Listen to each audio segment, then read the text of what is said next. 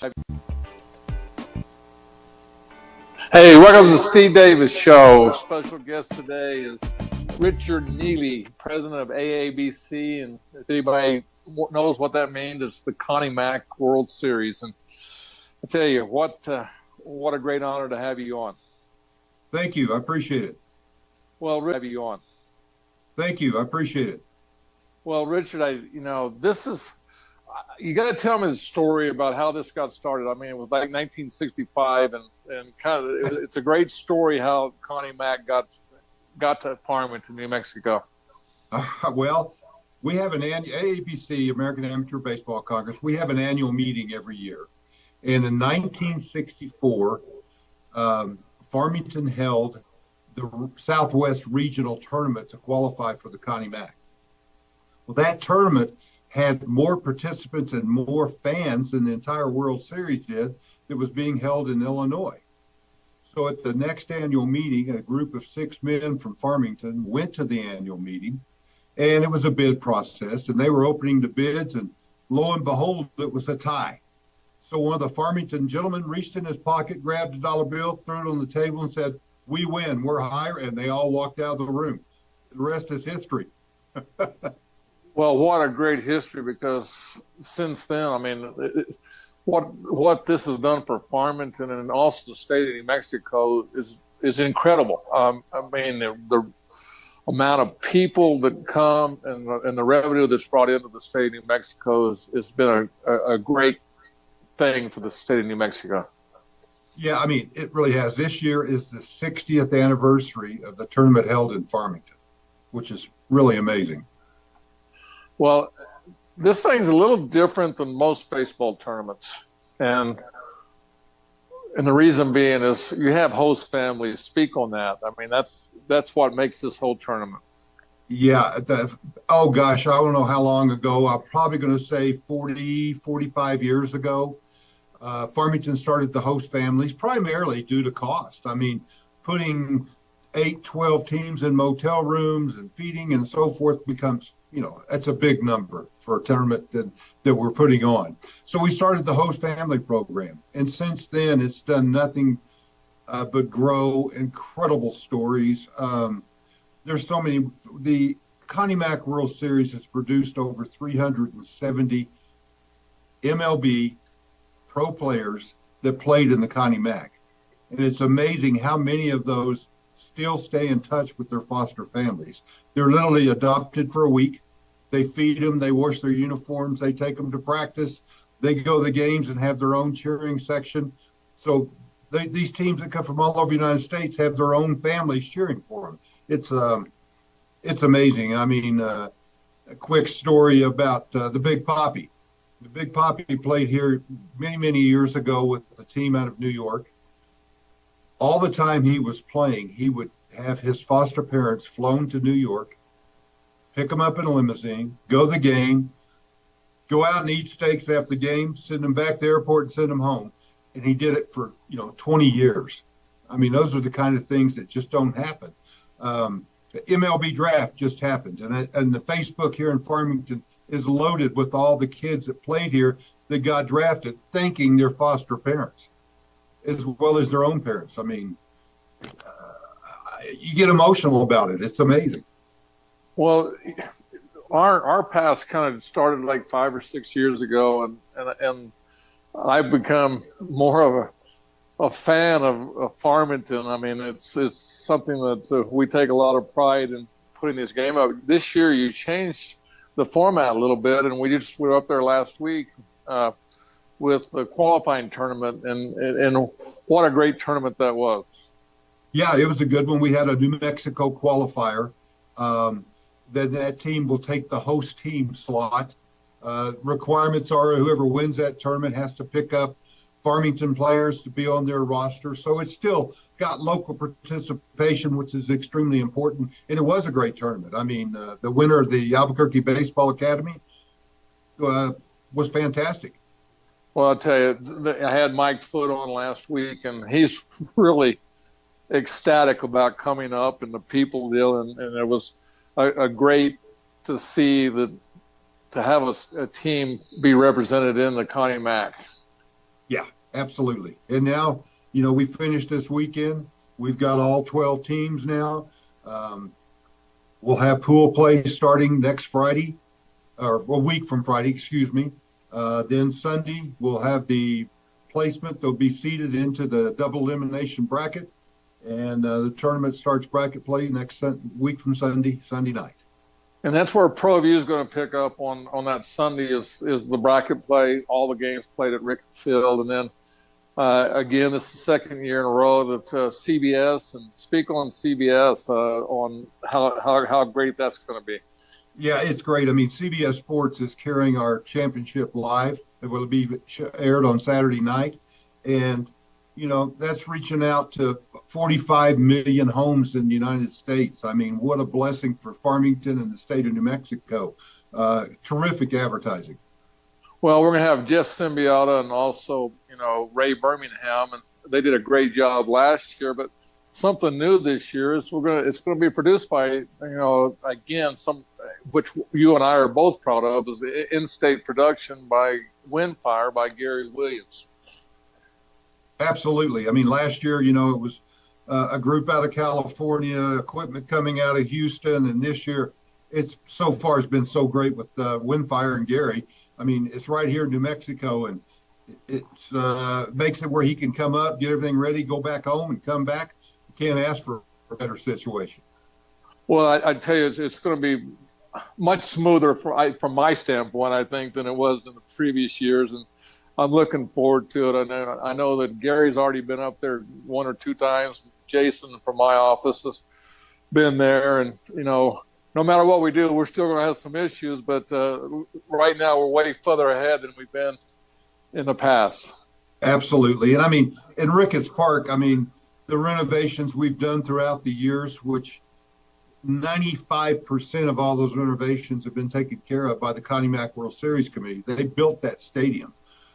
Which is very comparable to a minor league park, and it's totally wired, totally ready to go for TV, and it makes the job easier for you guys. Well, I'll tell you what, we're going to go to Evergard Roof and Solar and come back with talk more about Ricketts Field and about the historic and one of maybe the best facilities for high school baseball or Connie Mack baseball in the United States.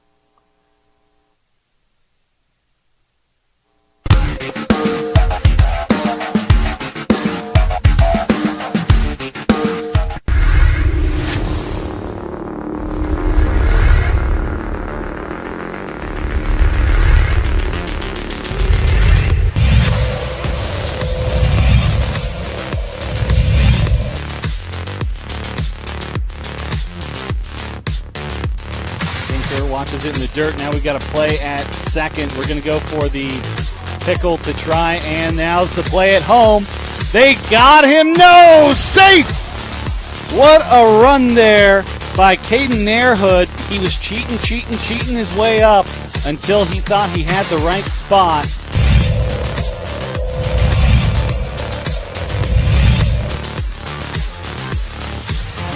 Biggie will slam one to left center field. That one's going to the wall. That one is going to bounce off of it. Figueroa Brito's got wheels. He wants third base. And it's going to be a tight play, but not that tight. As that gets away, and Figueroa Brito's headed home on a triple. And then the error there, the E4 will allow him to score. Adriel Figueroa Brito is the second run of the game.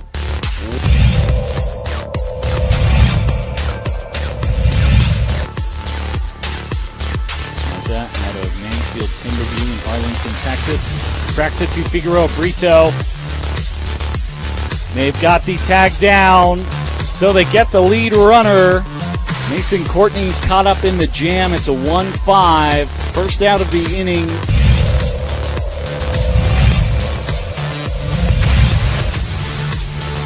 Right to second. One. And throw in time. It is a 4-6-3 double play as Romo to Sanchez to Pena clears out the Midland side. Ball's in a strike. Lynn Skinner crack one to Talon Barasa. Man, how does Double Talon play. do that? Unbelievable how he's able to get something going there.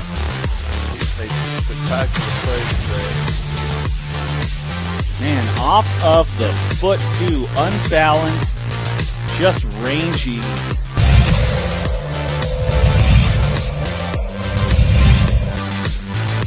This will be pounded out there by Gilbert Torres. hit I talked about.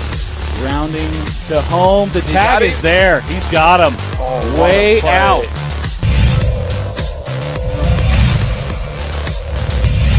And a double play on his stat sheet today. This will be shot out to Danny Hagstrom in center. It's going over Hagstrom's head.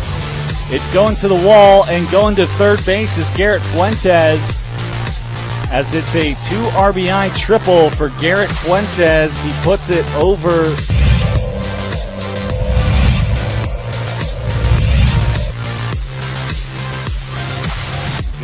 Blast one to left field. This one's going back. Kiss it goodbye. A home run for Jacob Segota with one swing of the bat. He ties this ball game up. So the whole ProView staff is very happy and very excited. We've been waiting all week to see something happen go over that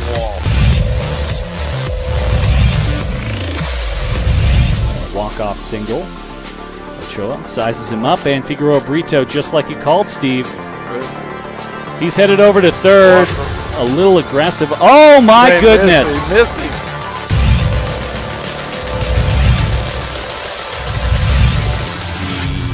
Tying runs represented on deck. And Wilmer smashes one to second. This could be two. There's one, and that's a triple play. Triple play, Steve. We gotta rewatch this. My I haven't goodness. seen a triple play in a long time. It's smashed over to the second baseman. Yeah, it's going to be 4-6-3. So first Quintella, he flips it to Swinford, and then he tosses it up to Para. Everybody out of position. My goodness, Steve. I tell you what, that's worth getting up this morning. Just Yeah, right? Good evening, and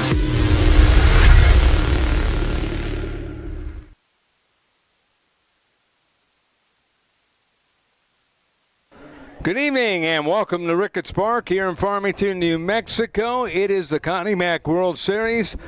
It is D-Bat Ropes taking on the Marlins Baseball Club here in winners bracket action.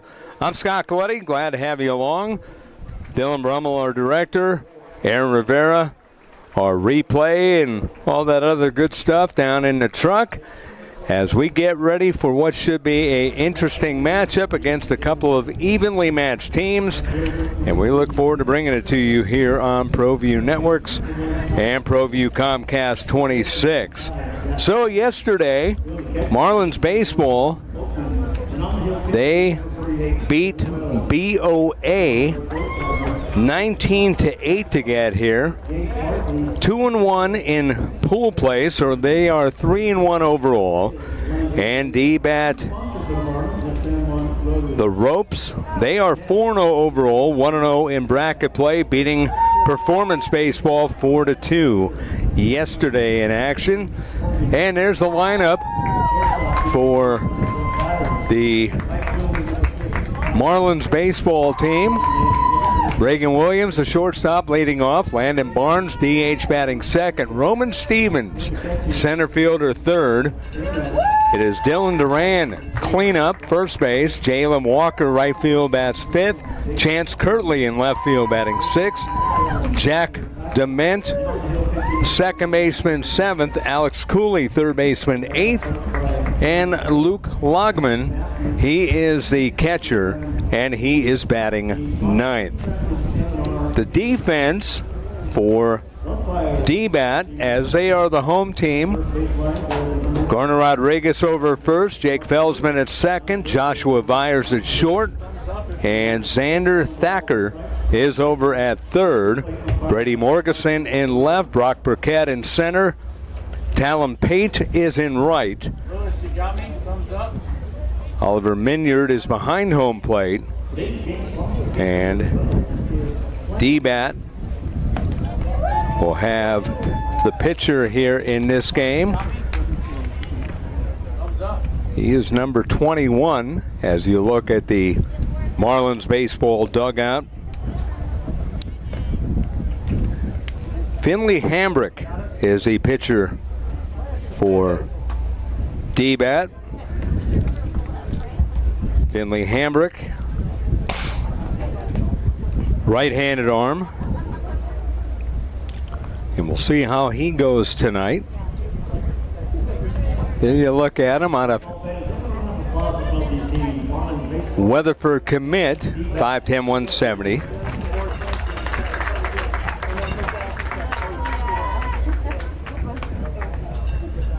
Logan Wells, the opposing pitcher for Marlins baseball.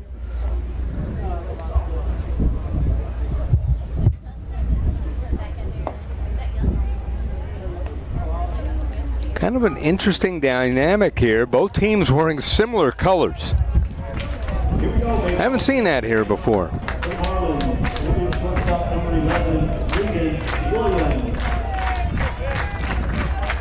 So Regan Williams leading things off. And we're just about to get underway.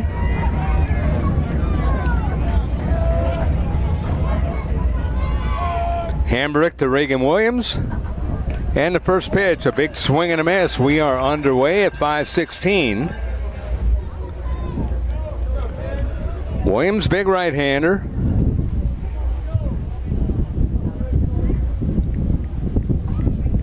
A 1 pitch, that's outside for a ball. So the count, 1 ball and 1 strike to Regan Williams.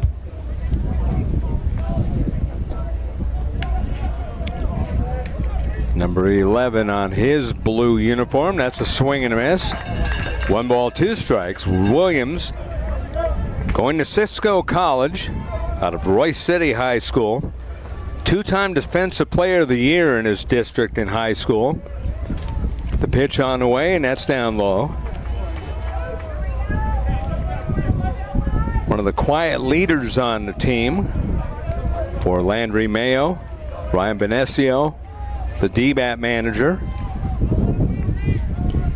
Here's the pitch. That's a ground ball up along third. On the charge is Thacker, and he throws him out.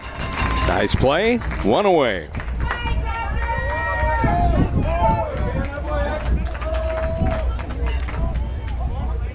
So Thacker over at third.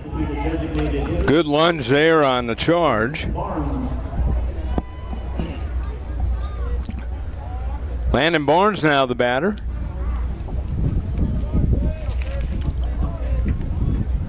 Barnes out of Aledo High School. Weatherford College is where he'll be going. Back-to-back state champion in Texas, Aledo High School.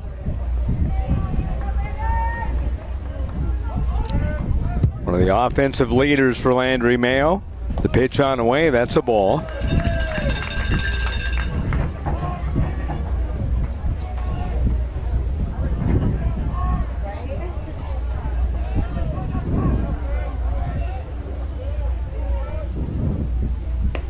Swing and a miss.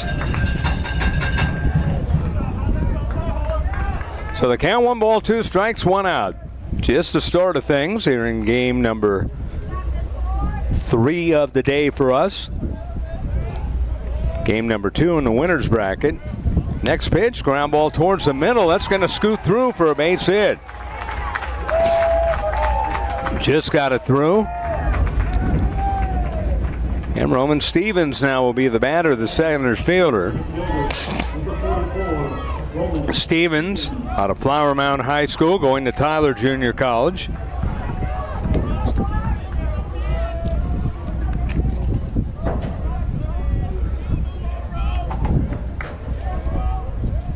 Stevens, all tournament a year ago, and he takes a strike, 0-1.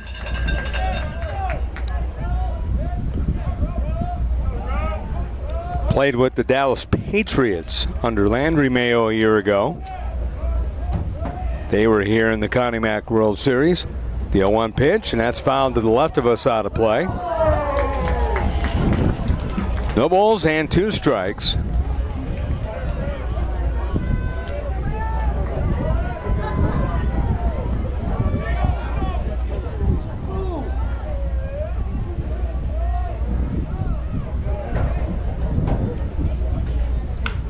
Stevens latches one to short, picked up by the shortstop Byers. He goes over to first in time for the double play. So double play, and that ends the inning quickly. No runs a hit, no errors, nobody left on. We've gone a half an inning. It is Marlins baseball nothing, and D-Bat coming up. Connie Mack World Series on ProView Networks. My grandmother taught us how to cook, where to find Navajo tea. She showed us the ways. Juniper, elk, blue corn, red currant. Nature's gifts. We honor our traditional foods, just with our own little twist.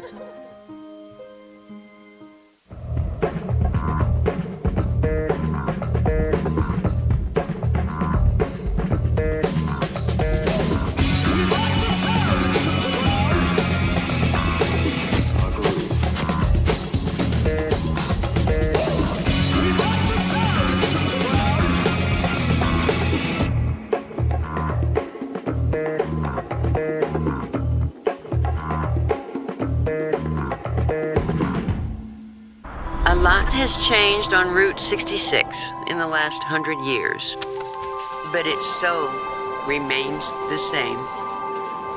Cooling off, hidden treasures, a good night's sleep, and the freedom of the open road. For when the journey is the destination.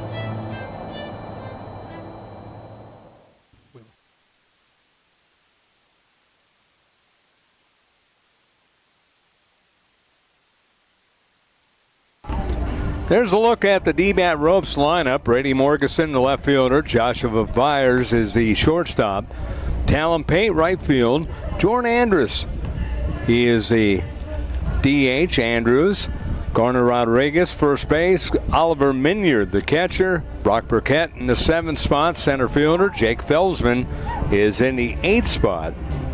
And Xander Thacker, number 9 man, at 3rd. There's a look at the pitcher. Logan Wells, going to Amarillo College, 6 foot 200-pounder.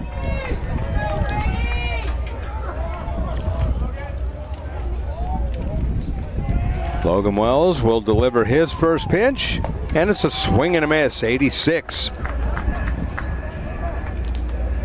Brady Morgeson is the batter.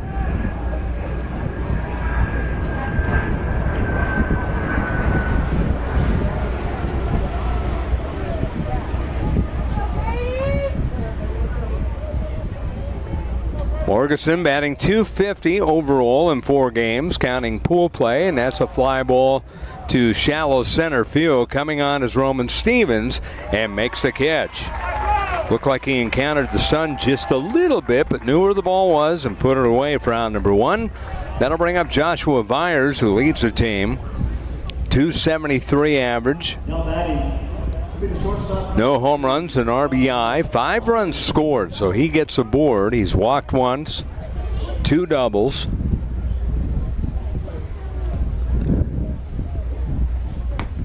First pitch is outside for a ball, 1 ball, no strikes.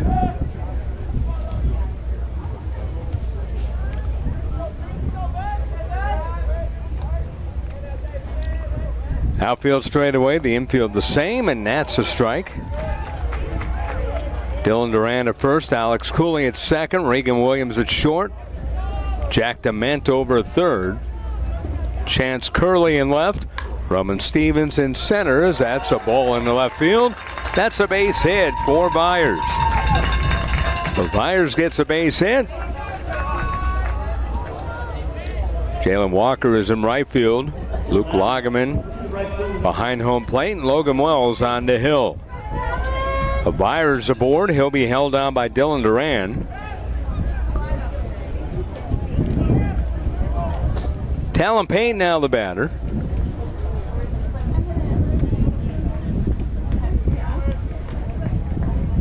Payne, one of the young guys here, playing on one of the younger D-bat teams. Brought up, if you will. He'll be graduating in 2 years in 2028 at McKinley North.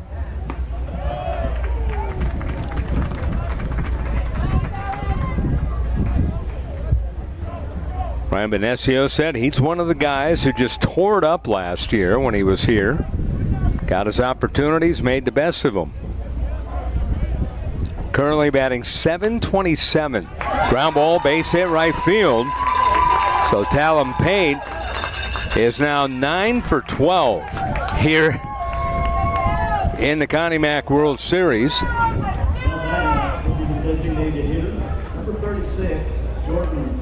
Talon Payne with a home run, 7 runs batted in, 8 runs scored. Jordan Andrews coming up. Andrews batting .300, 3 RBIs, has scored a run. More importantly, he's walked 3 times here in the 4 games, counting pool play.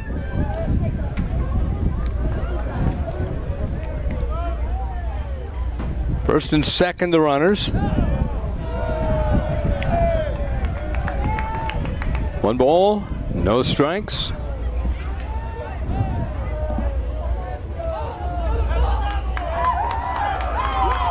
That's 2 balls and no strikes.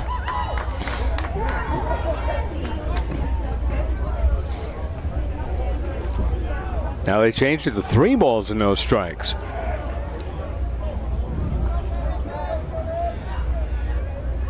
.30 pitch, ball 4. Bases are loaded, something you don't want to do against D-bat early.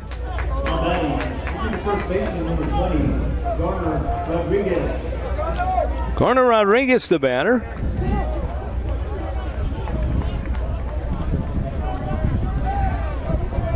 Rodriguez, 182. 2 for 11 overall in the Connie Mack World Series. Out of Central Heights High School, Panola College. A big guy, 6'7", 215 pounds. His brother Grayson Rodriguez played with D-bat in 2017. That's a breaking ball. Waved at and missed, 0-2. There's a good pitch dialed up there by the pitcher Logan Wells.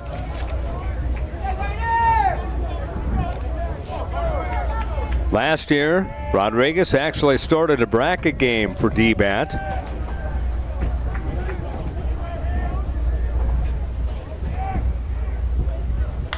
Pitch is fouled off. I mentioned Grayson Rodriguez. He's in the big leagues with the Angels. And Garner is taller than Grayson. But according to Ryan Benesio, not quite as physical yet. And the operative word is yet. Fly ball deep down the left field line, but that's going to be foul. But he got a hold of it. 330 down the lines here at Ricketts Park. 370 to the power alleys. 400 to straightaway center. You look at the lead runner at third, Byers. Talon Payne at second. Jordan Andrews is at first. And the pitch, lifted foul again, keeping alive here. Count remains no balls, 2 strikes.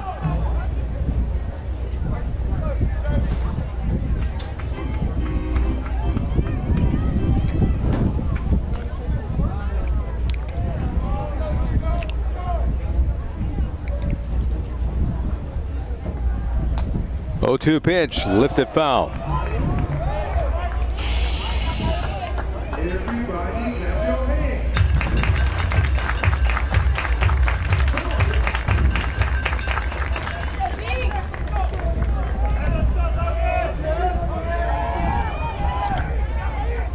No score, D-bat threatening, and that's ball one. 1 ball, 2 strikes. Bases are loaded, no one man out.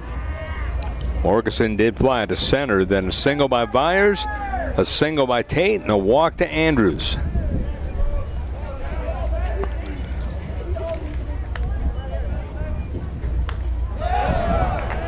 Keeping alive here.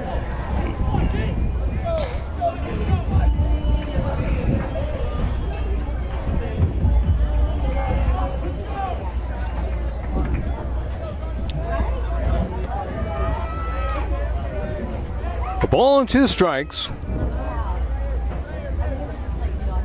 Swing and a miss. Got him at 86. Outstanding pitch by Logan Wells. He gets a big out. That's out number 2 here.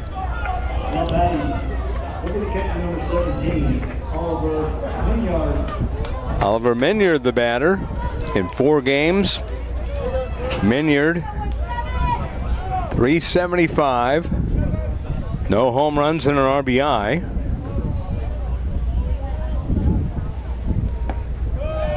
Takes strike 1, 0-1, 86 on the gun.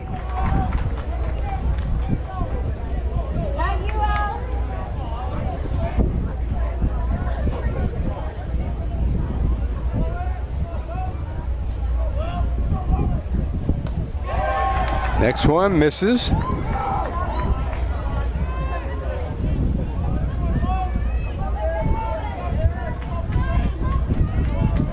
Base is loaded. Byers at third. Pate at second. Andrews at first.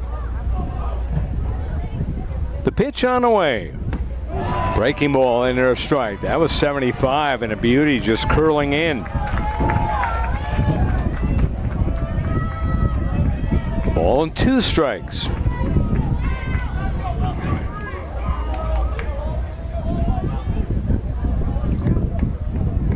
Here he comes, 1-2. In the dirt, good save by Logman.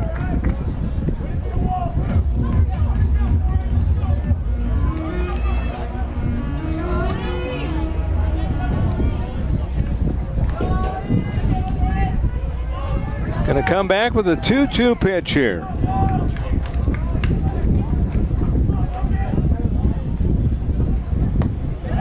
Ball 3, check swing, no swing.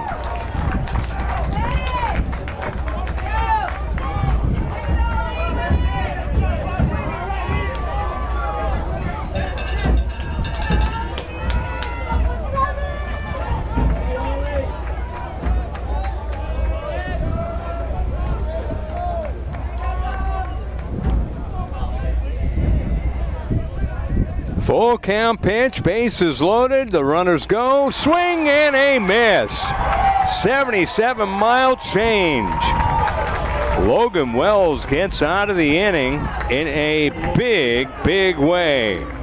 So they leave him loaded, 2 hits, 3 left on. We've gone 1, no score. D-bat and Marlins baseball. Connie Mack World Series, ProView Networks, ProView Comcast 26. I'd like to thank the following sponsors for making this broadcast possible. For over 20 years, Evergard Roofing and Solar has been committed to customer service. Locally owned and operated, Evergard offers both commercial and residential roofing and solar services. For more info, please call 505-821-9543. Evergard Roofing and Solar are proud supporters of ProView Sports Network and New Mexico Youth Athletics. I was born in Farmington, New Mexico, and learned to fish here on the San Juan. Watching the seasons, the bugs, and the trout. Lunker Alley, Simone Canyon, Lower Flats, and Texas Hold. This place is world famous, and for good reason.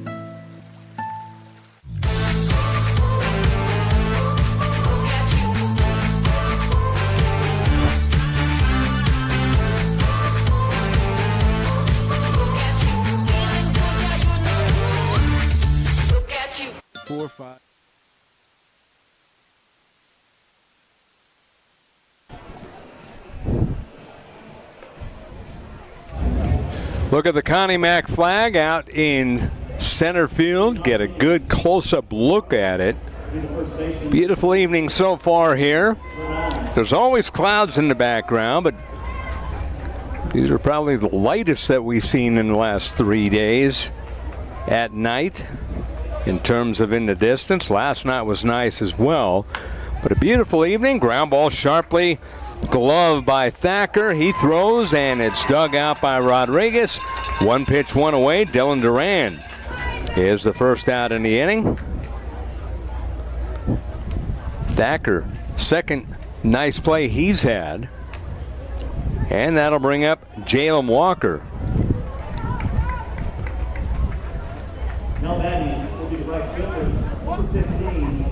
Look at the throw there, a bounce, and it was dug out nicely by Rodriguez.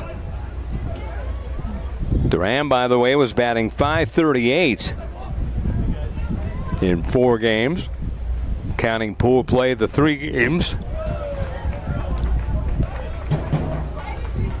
And Duran, a guy to watch. He has 3 home runs, 8 RBIs, 6 runs scored.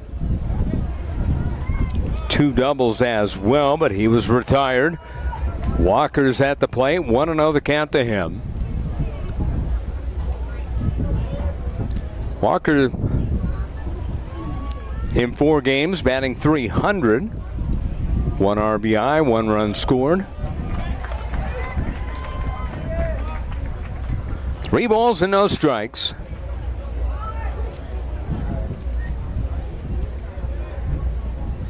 Finley Hambrick, the pitcher, deals. That's a strike. Fastball, 86.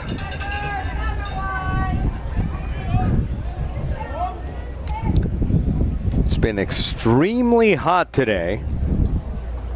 Pitch on the way, fouled off.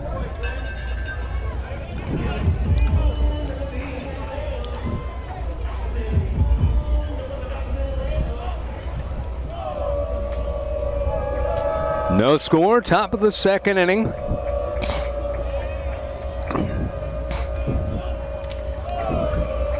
Marlins dugout making noise now. And the pitch is up high, ball 4. 89 on the gun you see there.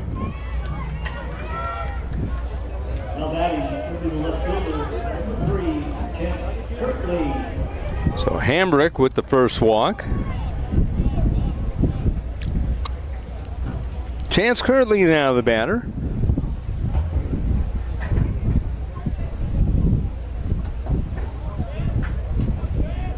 .600 average. He is 6 for 10. And he flies one pretty well to left field. Morgeson going back. It's over his head off the wall. Round the bag and holding. And now the ball got away. Here comes Walker to the plate, sliding in and taking third is Kirtley. It is 1-0 Marlins baseball.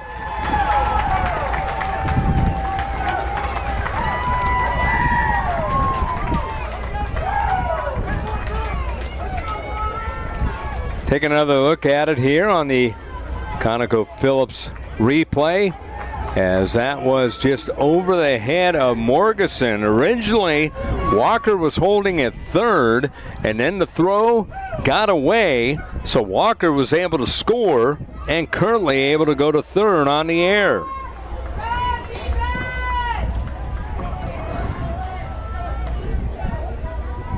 So it's a double for Kirtley.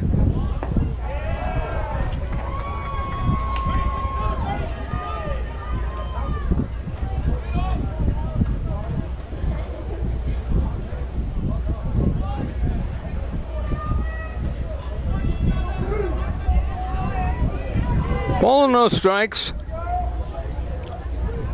to Alex Cooley.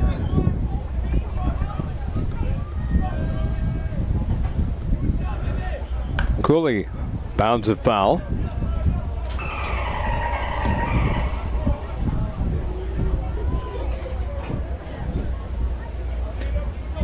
Cooley a .500 average in 4 games, 1 home run, 7 runs batted in. 5 for 10. Bounce a foul again.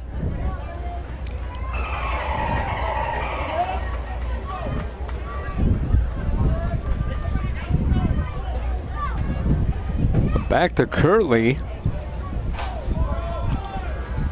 In 3 games, he was 6 for 10, so he's now 7 for 11.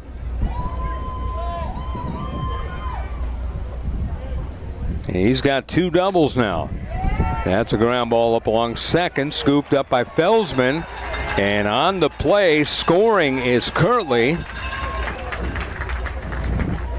Cooley with an RBI.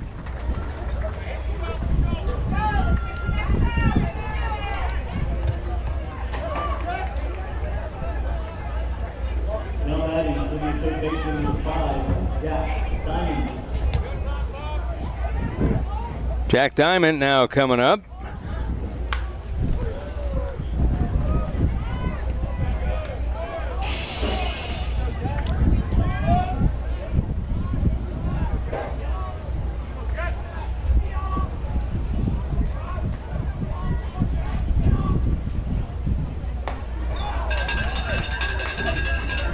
No balls and 2 strikes.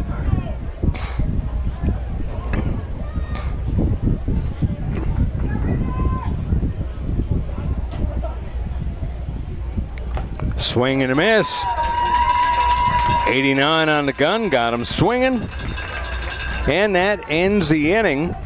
But a couple of runs for Marlins baseball. And as we go to the bottom of the second inning, Marlins baseball leads it by a score of 2-0 over D-Bat. Connie Mack World Series on ProView Networks, Comcast 26. 4 or 5 generations, we've been building New Mexico. That history is in every repair we make. Today, we're United Plumbing LLC. We're still local, still family owned. That means professional expertise. And knowing you'll always get honest service from a skilled technician, we're committed to doing the right thing for our neighbors. That's the United way.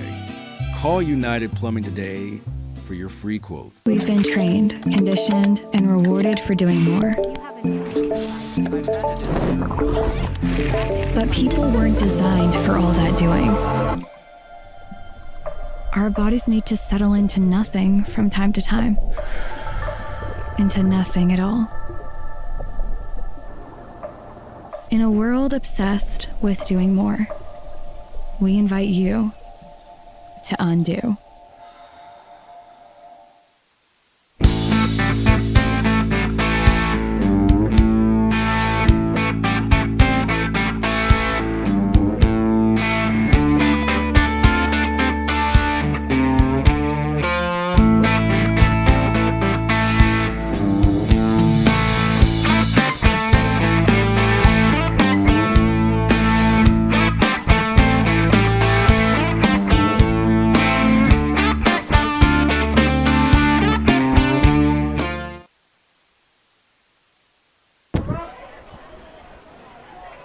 Look at the flags here at Ricketts Park. There you see the scoreboard and the time. 2-0 in favor of Marlins baseball. Bottom of the second inning and a strike call taken by Brock Burkett. Brock Burkett, Jake Felsman, Xander Thacker facing off against Logan Wells, who was impressive in the first. Got out of a bases-loaded jam with back-to-back strikeouts.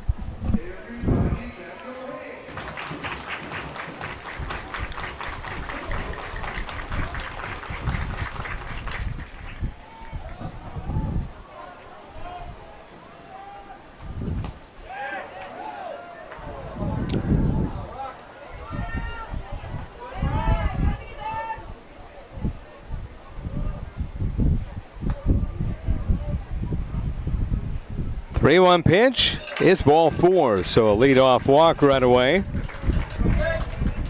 D-Bat, you can't give them anything. Got to watch yourselves. Second walk for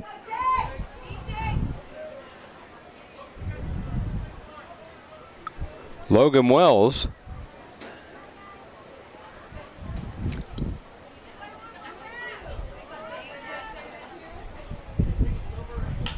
Ground ball toward the hole. That's going to scoot through off the glove of the shortstop, Williams. And the third base, a throw, not in time. The aggressive running by D-Bat showing there. And quickly, runners at the corners, nobody out.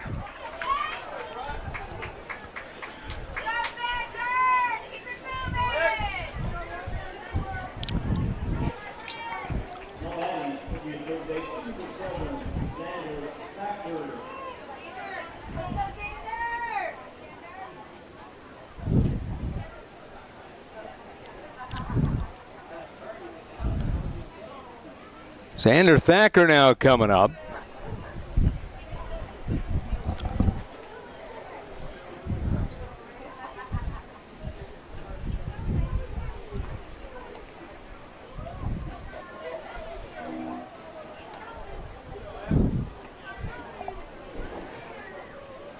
Marlins Baseball Club winning yesterday 19-8 over Brand of Athletes.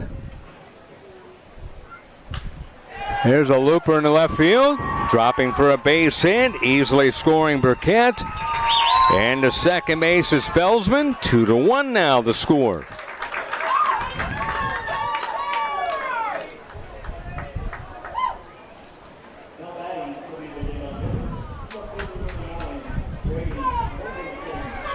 Freddie Morganson now the batter.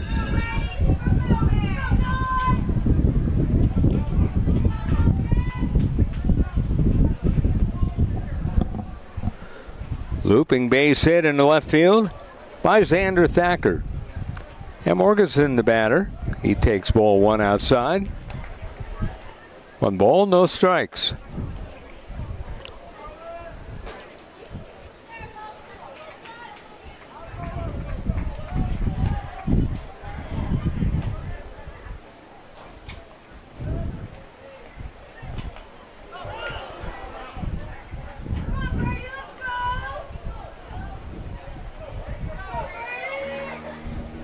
One ball, no strikes.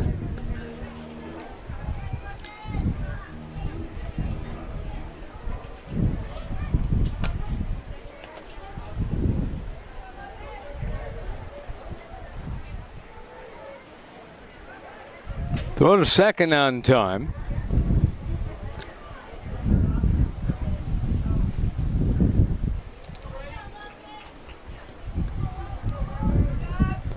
A look at second by the pitcher Wells. He deals. Fastball up high, ball 2. 2 balls and a strike.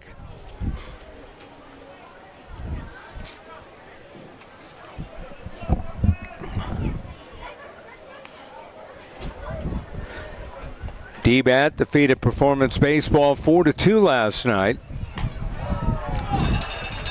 4 runs on 8 hits. 2-2 is the count.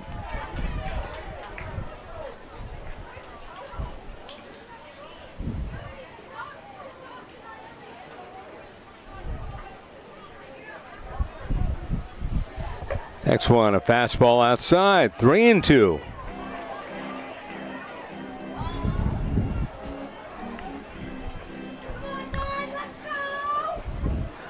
Morganson last night, 1 for 3 with an RBI, trying for an RBI here.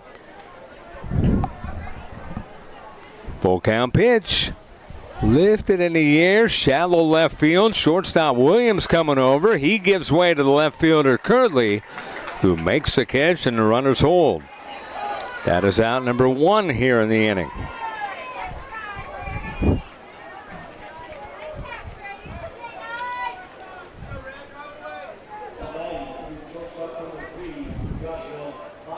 Joshua Vyers now the batter.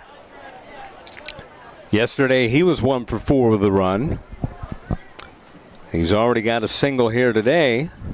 So he's 2 for 5 in bracket play and takes a strike. 0-1 to Vyers.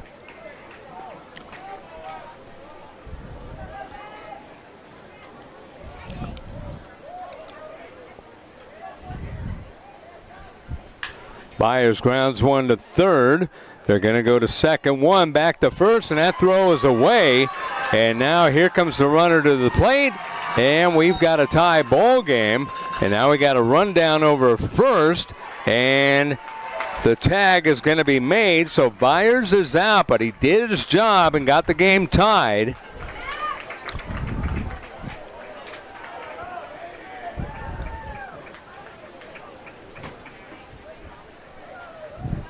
So after all of that, they haven't put the run on the board yet, but it should be 2-2 as we go to the third inning here at Ricketts Park. Watching the Connie Mack World Series, ProView Networks, ProView Comcast 26. I might not be in the cage as much anymore. Just like riding a bicycle, I can pick up the fight from where I left off. I'm not some slick-haired outsider posing with borrowed gloves. I grew up here. New Mexico is in my blood. I'm a New Mexican fighting for other New Mexicans. I'm Adam Oki. I'll be your champion in the courtroom.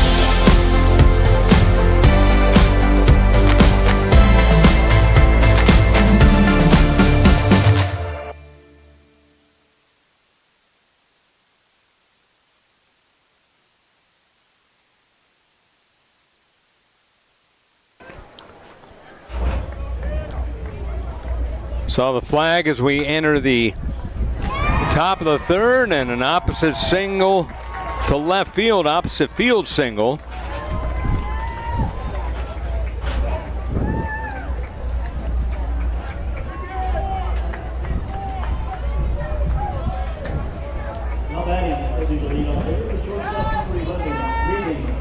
So nice job there by Luke Logan. Went the other way. He gets a single.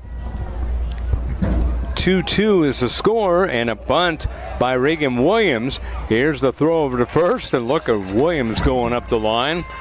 But a sack gets the runner Logan to second right away. Just doing the small ball, the little things to move the runners around.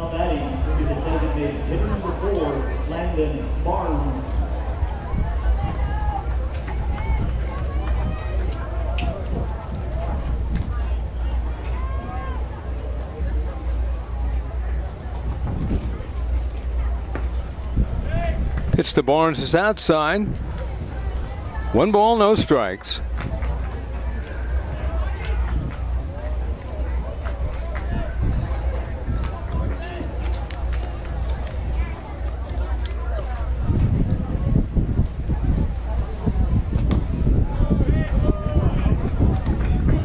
Two balls, no strikes now.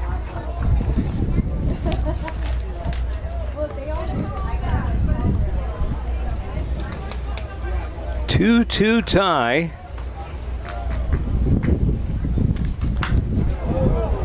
That's in the left field. That's hit well, and that's going to go a long way and gone.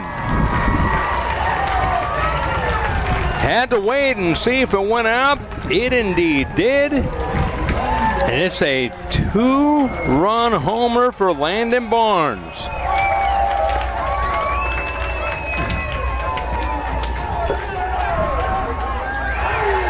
Landon Barnes makes it a 4-2 game. Marlins baseball with the lead.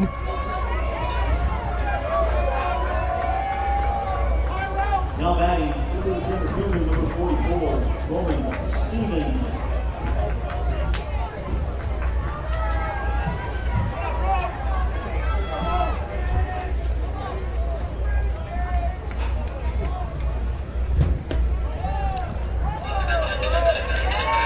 Roman Stevens at the plate, took a strike.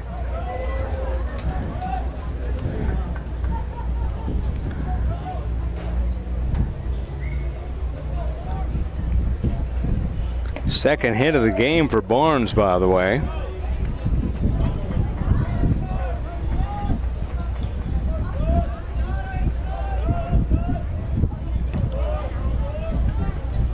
Four-2 in favor of Marlins. They come right back. 2 in the first, or 2 in the second, 2 here in the third, and 2 in the bottom of the second for D-Bat.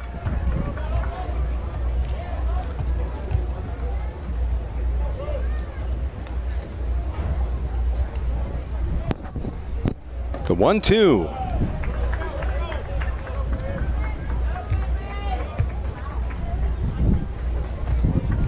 Two balls, 2 strikes. One out, top of the third. Swing and a miss. 81 on the gun. Good bounce back pitch by Hambrick. Hambrick gets his second strikeout of the night.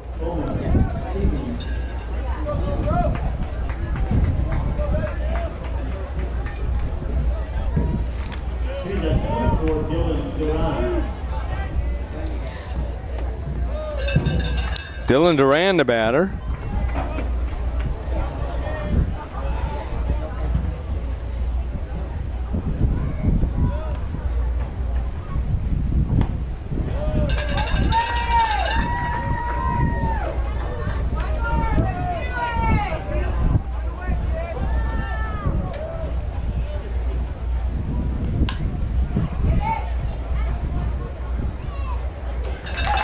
And that's going to be a put out. And that ends the inning. But not until a 2-run homer by Lyndon Barnes got Marlins on the board. 2 base hits. Nobody left on. Go to the bottom of the third. It is 4-2. Marlins baseball over D-Bat. Connie Mack World Series on ProView Networks. ProView Comcast 26. Jimmy John's toasted sandwiches take the fresh baked bread you love and turn up the heat to toasted perfection. Crispy and golden on the outside, melty and gooey on the inside. Order a toasted sandwich at Jimmy John's today. Well, I'm going to the frontier, walking to the cashier, order up a root beer and a number 1. Cover it with green stuff, 1 scoop is not enough. Find a booth is real tough, back by the Duke. Meet my family, meet my friends in the quirkiest restaurant I have ever been. All of Albuquerque's favorite spot, it's the Frontier Restaurant. The Frontier Restaurant is a proud supporter of ProView Networks.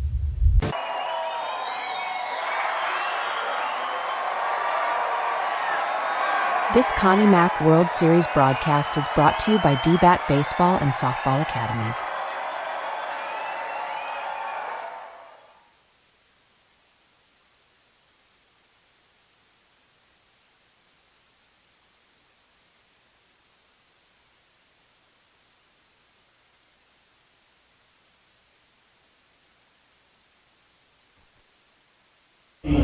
For D-Bat, looking to the right fielder, number 6, Alan Pate.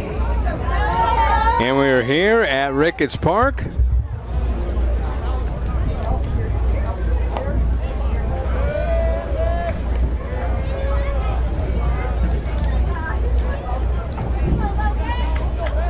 One ball, no strikes. Talon Pate leading off for D-Bat. They are now called the Ropes. They used to be D-Bat United. They are now the Ropes.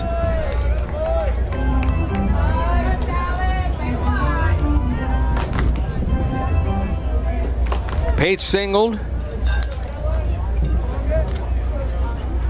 That coming in the first. And Pate took ball 3, 3-1.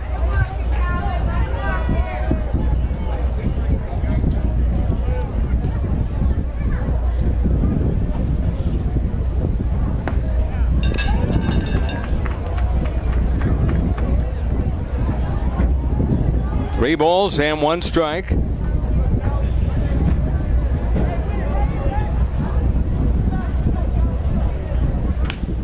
That's a comebacker up the middle, and that is scooped up by the second baseman Cooley. The throw and a stretch by Duran, and they got him. Good stretch by Dylan Duran over first.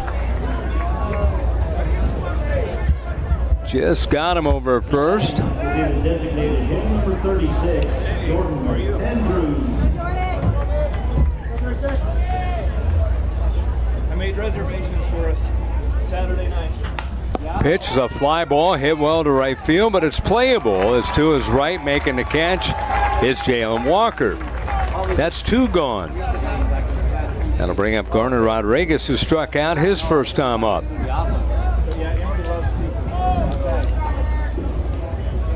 Now batting, will be the first baseman, number 20, Garner Rodriguez.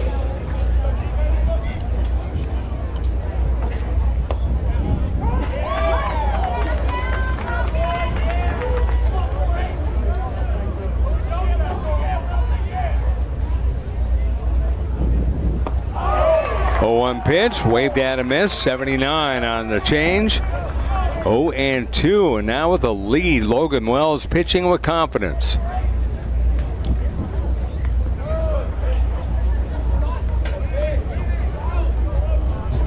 was pretty good. Yeah. I had it last night. Yeah.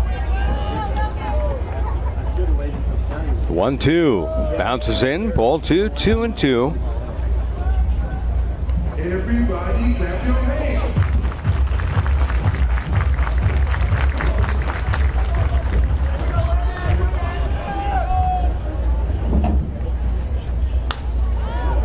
Fly ball down the left field line off the fencing.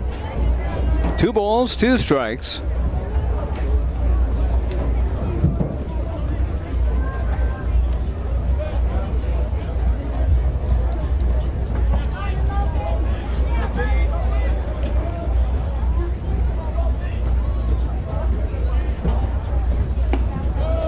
That just missed. Full count, 3-2. 2 gone, bottom of the third.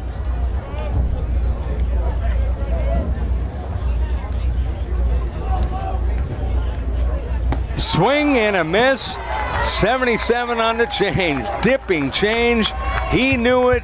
He gets a grading on the right side at the first base side at the dugout. And that ends the inning. Second time Rodriguez has struck out. That is the 3rd strikeout for Wells. Go to the 4th. It is 4-2 in favor of Marlins baseball over DBAT. Connie Mack World Series, ProView Comcast 26 and ProView Networks. Across the state of New Mexico, different journeys will begin. And when their journeys unite, together will become one experience.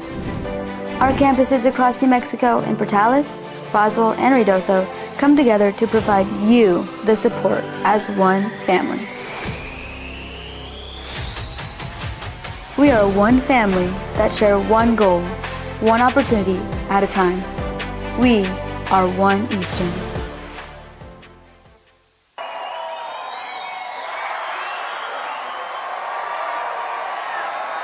This Connie Mack World Series broadcast is brought to you by DBAT Baseball and Softball Academies.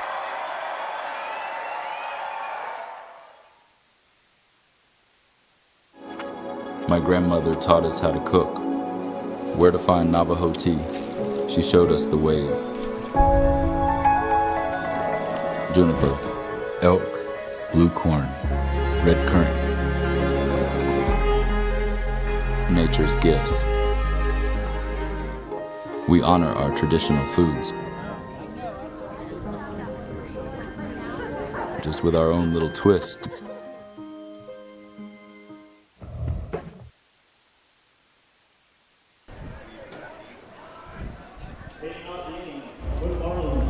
Welcome back here to Ricketts Park in Farmington, New Mexico.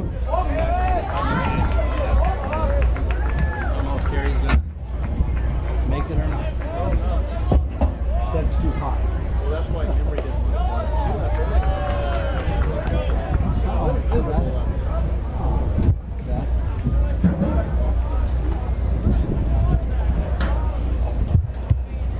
Bottom of the fourth inning.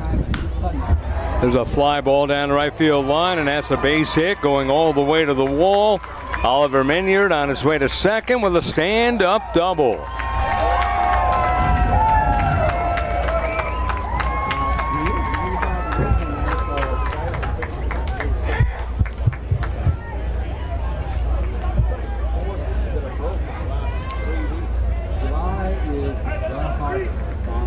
So double as you look at the ConocoPhillips replay.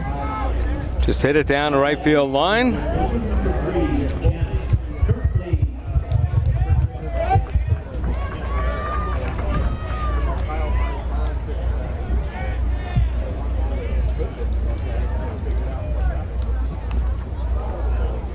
That one was fouled off.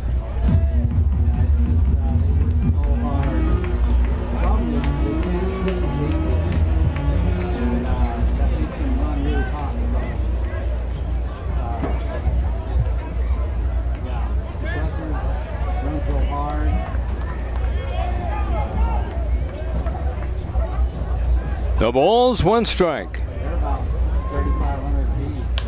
That's lifted in the air, right center field. To his right for a long run is the right fielder making the catch.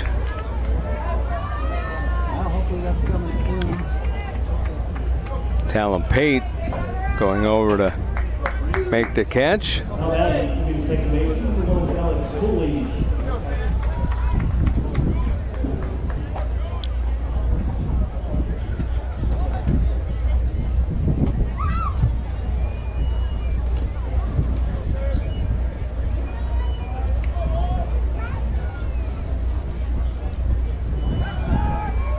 Fake pickoff over to second.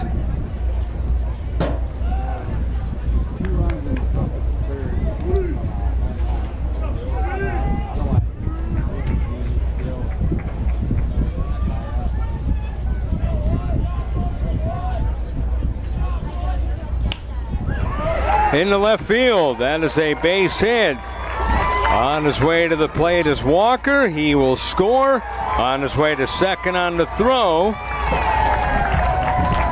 And that is a single. Going to second on the throw by Cooley.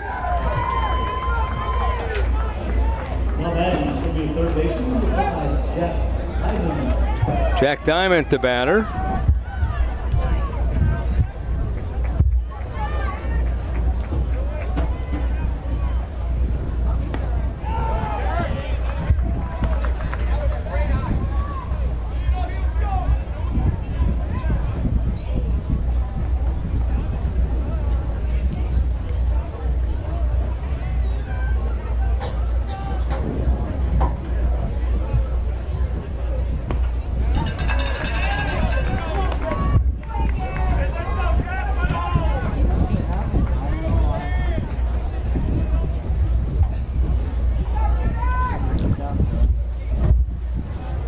Top of the fourth inning. 5-2 now is the score in favor of Marlins baseball.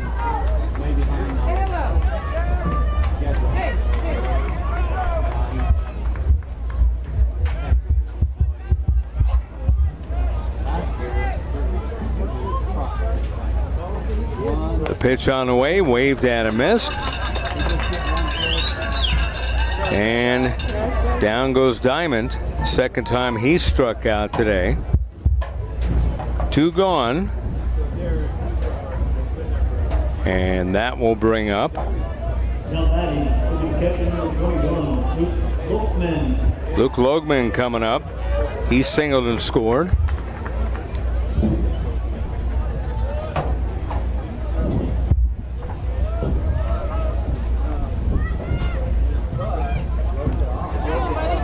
Got away from the catcher. Cooley going to third now.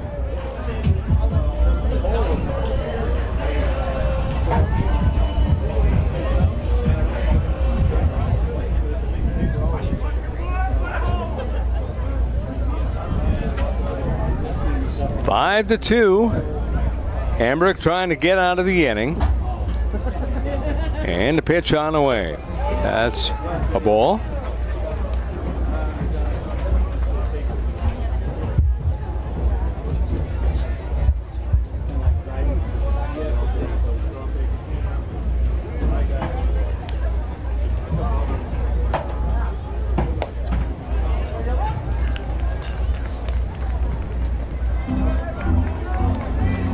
Two balls, one strike.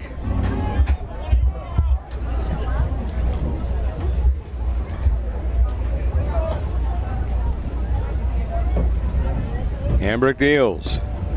Strike again, 89 down the middle. Deuce is wild. 2 balls, 2 strikes, 2 outs. A run across here in the inning after the 2-run homer by Landon Barnes in the third.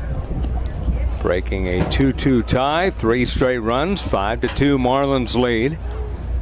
Pitch on the way, foul back.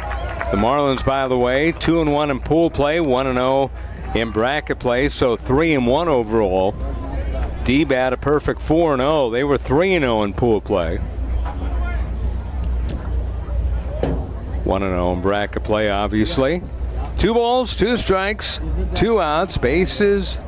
Got a runner at third, and that's going to be a ground ball up the middle, and that's going to score the runner at third. Scoring is Cooley. It's a base hit for Logman, his second hit, his first RBI. And it is 6-2 in favor of Marlins baseball. Now batting, the leadoff hitter, shortstop number 11, Regan Williams.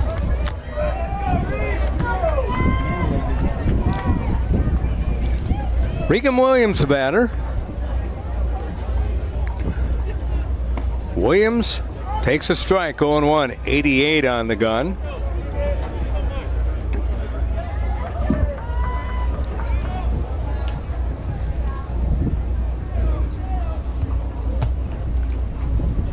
Next one, fastball, that's a strike.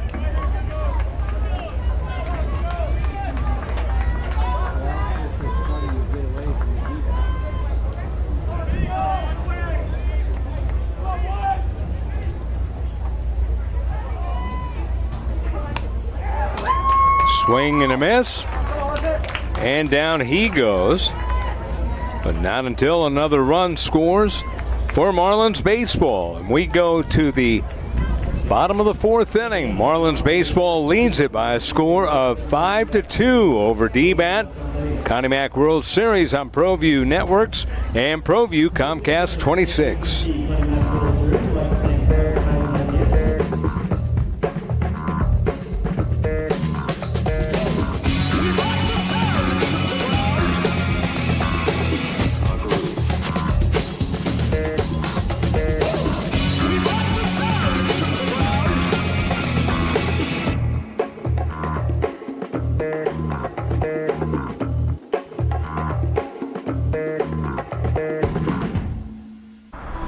Has changed on Route 66 in the last 100 years, but it so remains the same.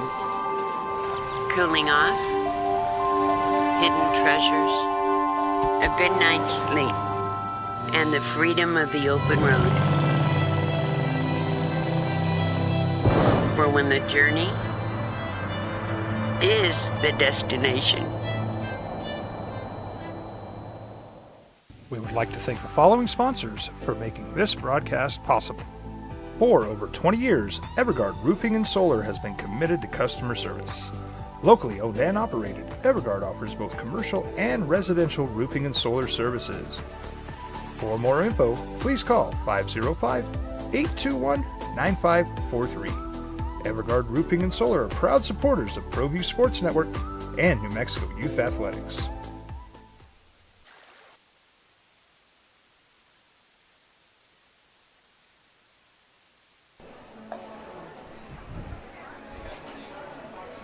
Look at the dugout here. The D-bat dugout. Hard to tell since the uniforms are similar.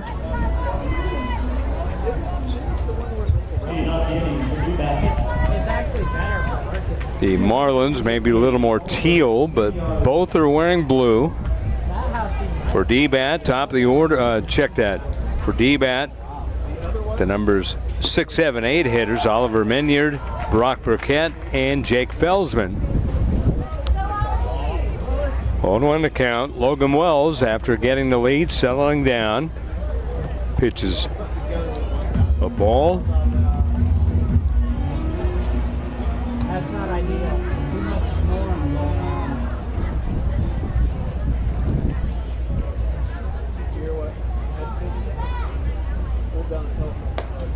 Next pitch, that one taking a ball. 2 balls and 1 strike.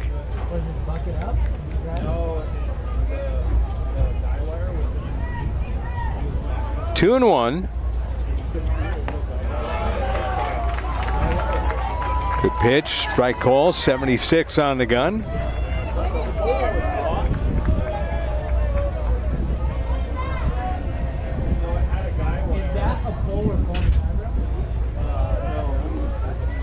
Here comes the pitch. That's chop foul.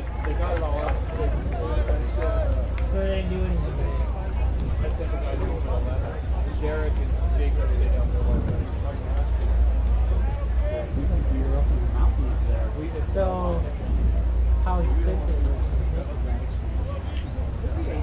2-2, swing and a miss. Got that off-speed pitch again.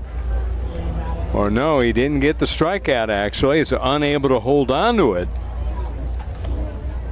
Was the catcher Minyard. Or Logman, I should say. So Logman shaken up a little bit. He'll be looked at. Let's go 1-7, breathe, kids.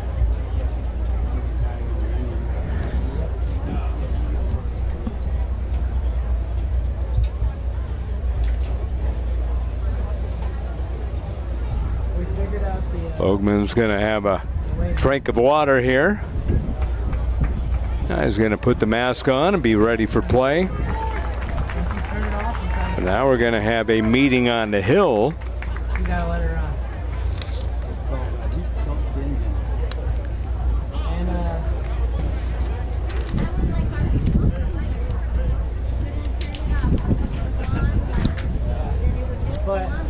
Landry Mayo, the head coach for the Marlins. Brian Benesio, the coach for D-Bat. I don't know what Landry Mayo was signaling. Might be looking at his pitcher here.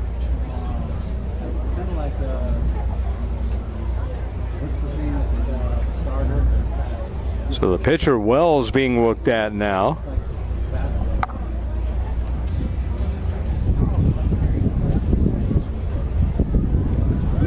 They're signaling to the bullpen, so I wonder if we're going to have a new pitcher because of injury. Which would mean a new pitcher would come in, have as many warm-up tosses as they need. And that's what it's looking like.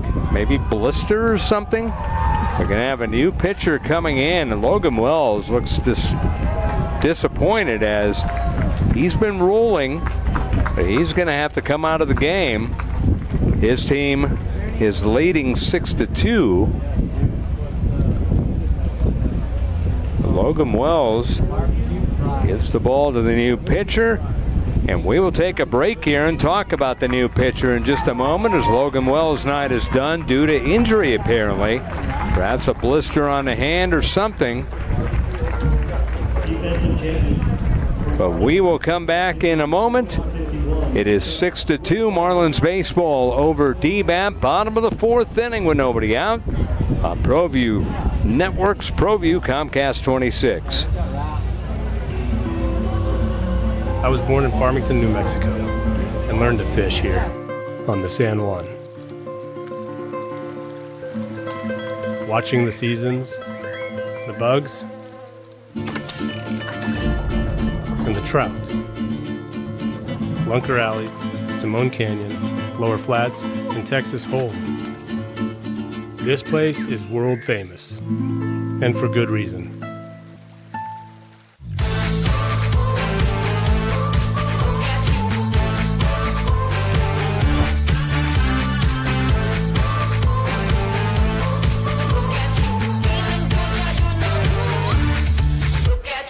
For 4 or 5 generations, we've been building New Mexico. That history is in every repair we make. Today, we're United Plumbing LLC. We're still local, still family owned. That means professional expertise. And knowing you'll always get honest service from a skilled technician. We're committed to doing the right thing for our neighbors. That's the United way. Call United Plumbing today for your free quote. We've been trained, conditioned, and rewarded for doing more. But people weren't designed for all that doing. Our bodies need to settle into nothing from time to time. Into nothing at all. In a world obsessed with doing more, we invite you to undo.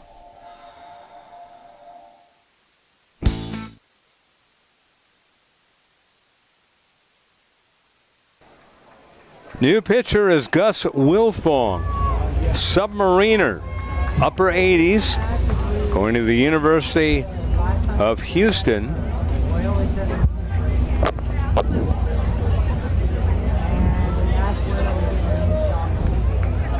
Wilfong, the guy that came on in relief for Will Bozeman in the championship game against the Frozen Ropes. That was in the regional that they won.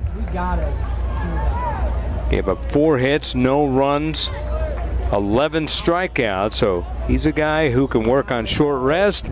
He's a guy who can cross up hitters. So we'll see how he does as he's on in relief due to injury to Logan Wells.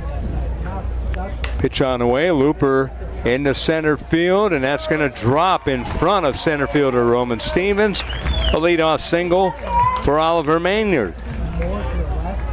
So Menier gets a base hit. Hit number 5 now for D-Bat. Brock Burkett, the batter now.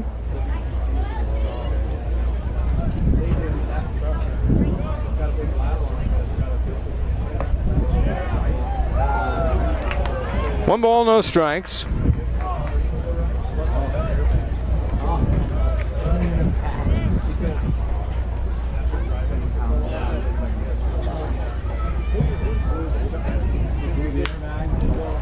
That's through the hole right side. That's a base hit.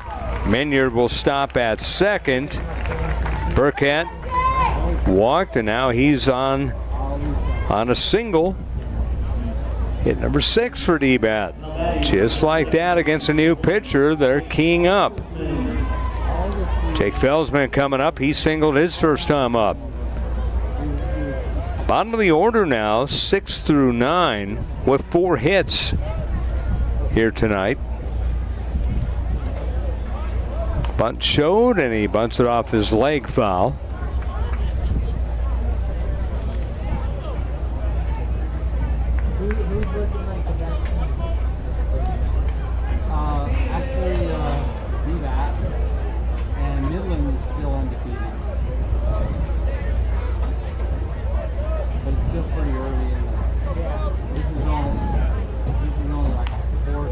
Next one bunted, and that's going to be a fair ball. And thrown over to first. How about deadening the bunt right there by Felsman?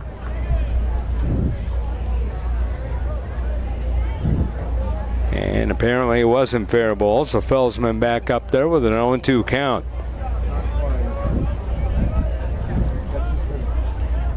Laid it down well, though.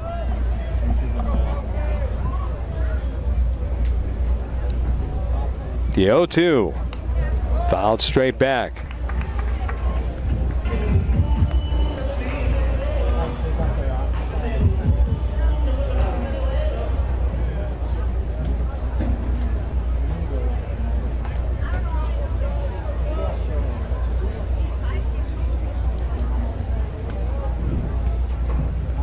Next one, breaking ball, swung on and missed. That thing had a lot of movement.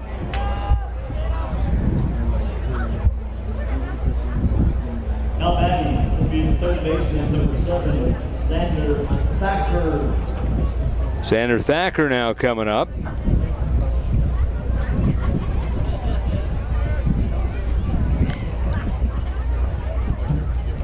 Thacker singled. Takes ball 1. That coming into second inning. 6-2 in favor of Marlins over D-Bat. 1 out. Runners at first and second here in the bottom of the 4th. Swing and a miss, 89. So he can bring it in a little bit. But he is a breaking ball galore pitcher.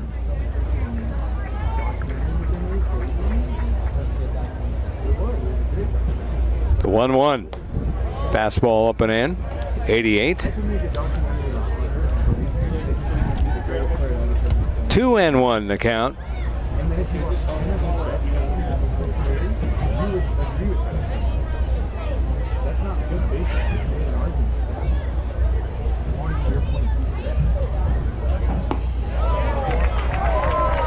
Two balls, 2 strikes, another 89. But he's going to get you with the movement. See what he throws here. He comes out with a changeup.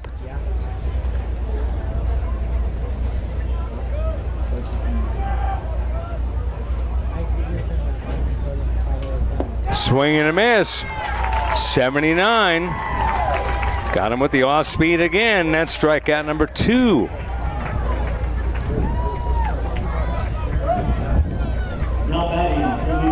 So Gus Wilfong going to Houston.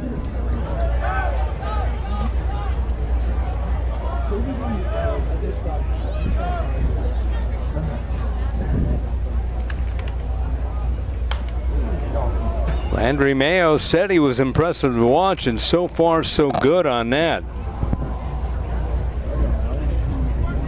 Top of the order, Brady Morganson, the batter, flew out to center, flew out to left. He's 0 for 2.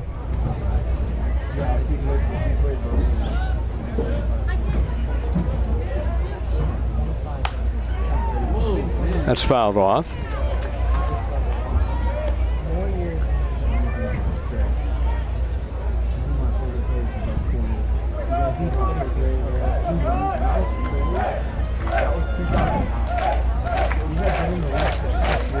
No balls, 2 strikes.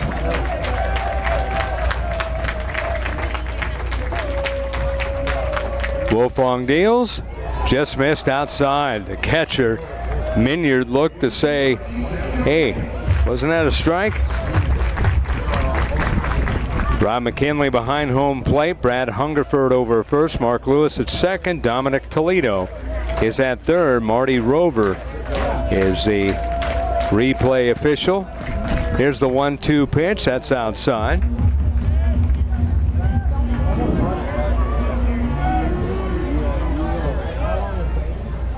Morganson last night 1 for 3 with an RBI. 0 for 2 today. So he's 1 for 5 in bracket play.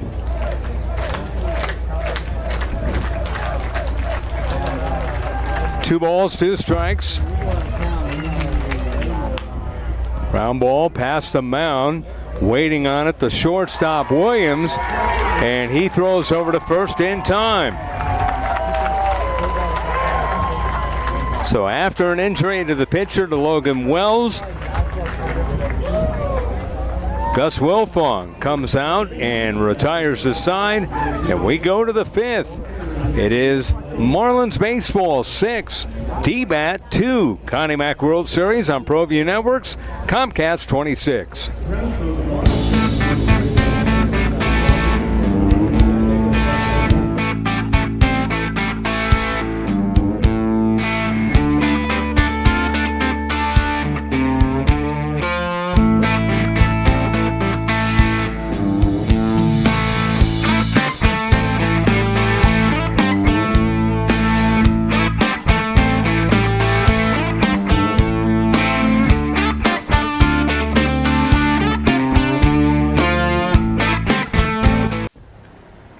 I might not be in the cage as much anymore. Just like riding a bicycle, I can pick up the fight from where I left off. I'm not some slick-haired outsider posing with borrowed gloves. I grew up here. New Mexico is in my blood. I'm a New Mexican fighting for other New Mexicans. I'm Adam Oki. I'll be your champion in the courtroom.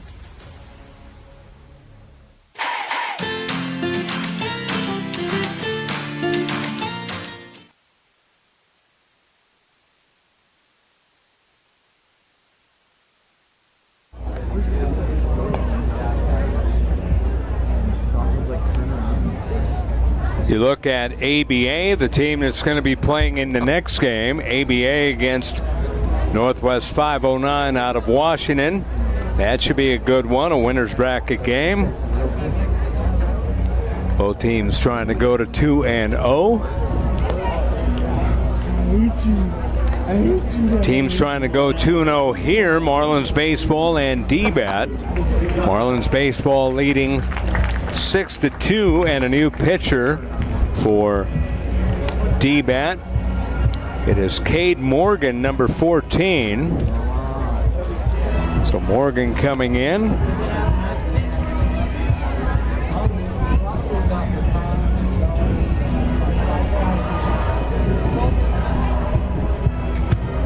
So Cade Morgan, right-hander.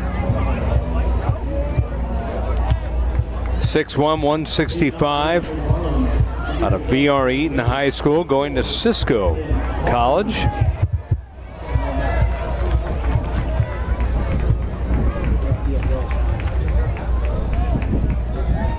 Morgan, a right-hander, comes to the plate, and the first pitch is a called strike. Landon Barnes leading off,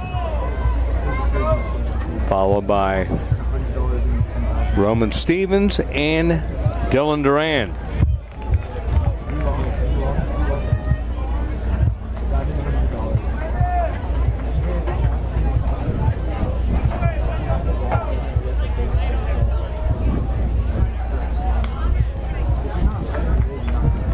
No balls and 2 strikes to Barnes. Morgan, upper 80s pitcher. Can touch 90. Pitch is a slider on the outside corner, strike 3.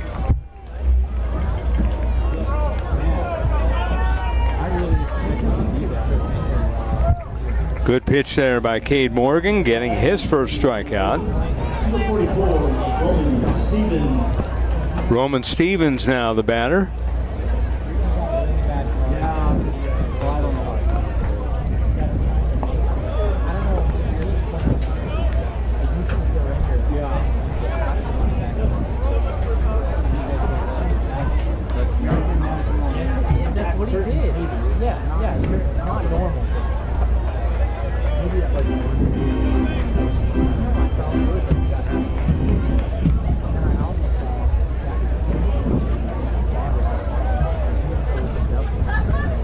Pitch on the way, missed.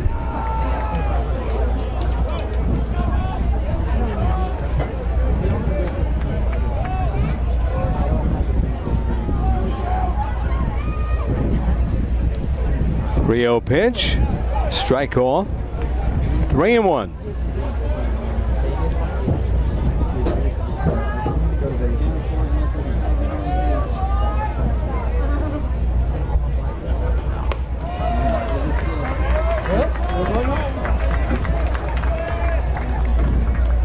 So a leadoff walk. Now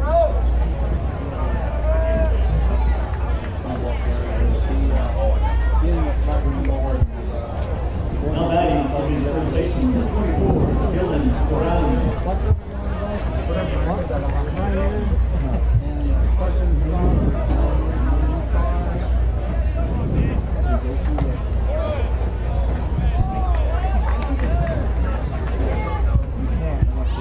Dylan Duran at the plate.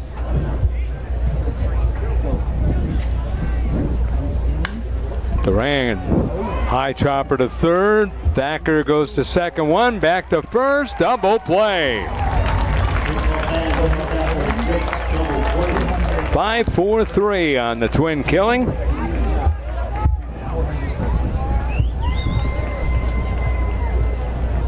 And that quickly ends the inning. So we go to the bottom of the fifth inning. 6-2 Marlins baseball over D-Bat. Connie Mack World Series, ProView Networks, and ProView Comcast 26.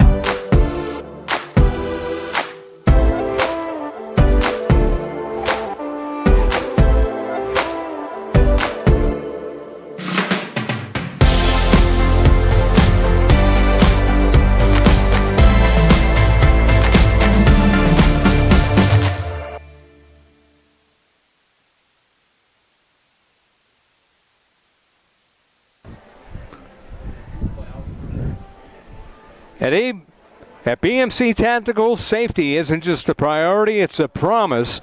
For 26 years, we proudly served Albuquerque by promoting responsible ownership, education, and community. BMC Tactical, real people, real knowledge. We go to the bottom of the fifth inning here at Ricketts Park. D-Bat batting. They're against Gus Wilfong, who came on in relief after a stellar performance by Logan Wells. Wells apparently had a blister or something wrong with his hand as he had to leave. Ground ball up along second softly. This is Cooley, and Cooley throws over to Duran in time to get Joshua Vyers. But there was one going. Vyers a single, fielder's choice, and now a ground out to second. One gone. Talon Pate, the batter. He singled right and grounded out to second base. It's a nice bang play. Alex Cooley to Duran on that one.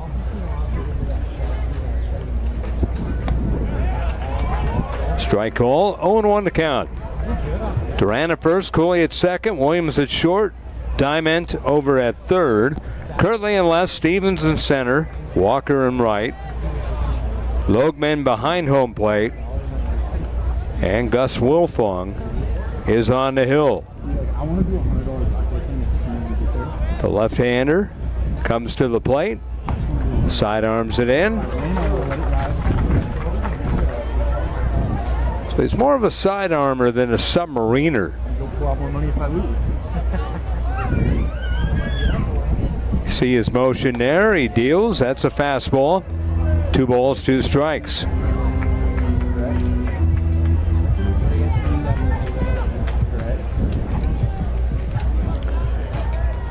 Pate, 2028 will be when he graduates, and he swings and misses. Off speed, 74 miles an hour. And you're just like, power. Now batting, 20 off the field, $100 hand, they get 621. Movement on that ball was almost unfair as you look at the ConocoPhillips replay.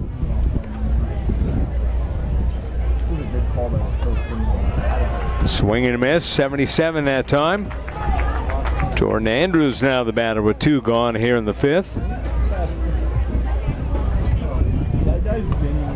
Another swing and a miss, 76.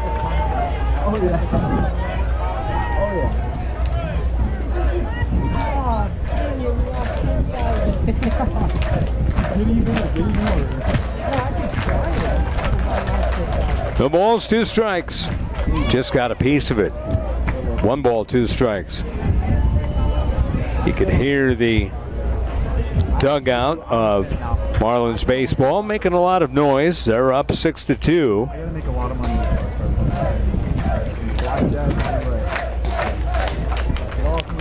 That's in the left field and right at the left fielder Curley, who makes the catch, and the side is retired. So 1, 2, 3, and we go to the 6th. It is Marlins baseball 6, D-Bat 2. Connie Mack World Series on ProView Networks, ProView Comcast 26. Jimmy John's toasted sandwiches take the fresh baked bread you love and turn up the heat to toasted perfection. Crispy and golden on the outside, melty and gooey on the inside. Order a toasted sandwich at Jimmy John's today. Well, I'm going to the frontier, walking to the cashier, order up a root beer and a number 1. Cover it with green stuff, 1 scoop is not enough. Find a booth is real tough, back by the Duke. Meet my family, meet my friends in the quirkiest restaurant I have ever been. All of Albuquerque's favorite spot, it's the Frontier Restaurant. The Frontier Restaurant is a proud supporter of ProView Networks. Across the state of New Mexico, different journeys will begin. And when their journeys unite, together will become one experience. Our campuses across New Mexico in Portales, Boswell, and Ruidoso come together to provide you the support as one family. We are one family that share one goal, one opportunity at a time. We are one Eastern.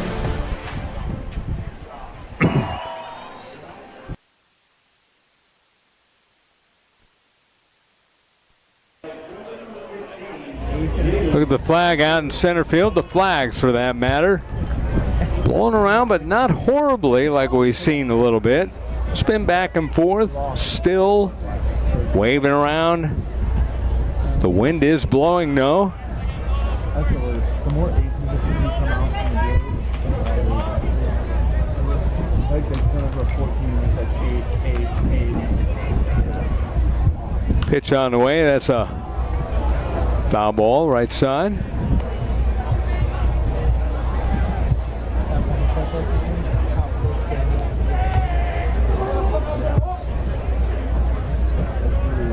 That's literally how it was.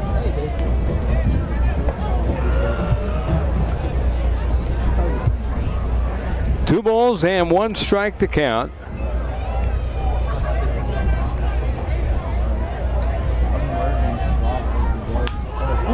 That's up the middle, and that's going to be a base hit and through. Jalen Walker. 2 hits for him and a walk. He's been aboard all 3 times. Chance Curley now the batter.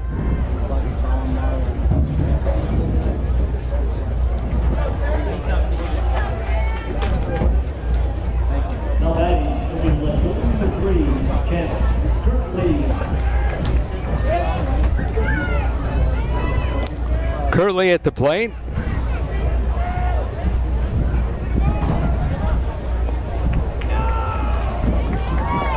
The runner went, no throw.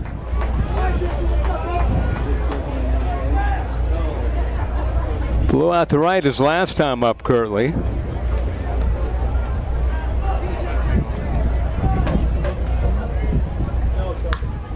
Double to left field his first time up.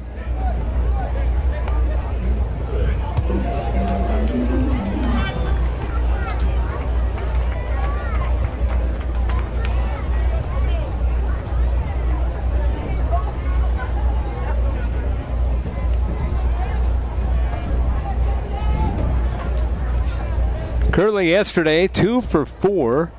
3 runs scored and an RBI. Duran had 2 home runs. Landon Barnes and Roman Stevens had a home run yesterday. 19-8. They beat Brand of Athletes, BOA.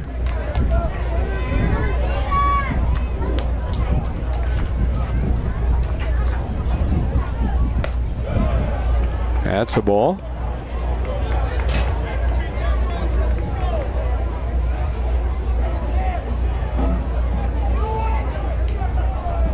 '26 Woods Insurance AABC Connie Mack World Series. Pitch was fouled back. Albuquerque Baseball Academy, ABA, will face off against Northwest 509 Stars in the next game, scheduled for 7:30. That's lashed in the left field, base hit. Walker got a late start. They're going to wave him around. The throw's going to be offline. It's 7-2.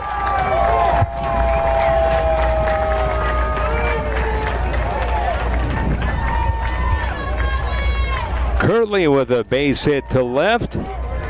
He gets an RBI. Now batting will be the second baseman, number 1, Alex Cooley. Cooley the batter now.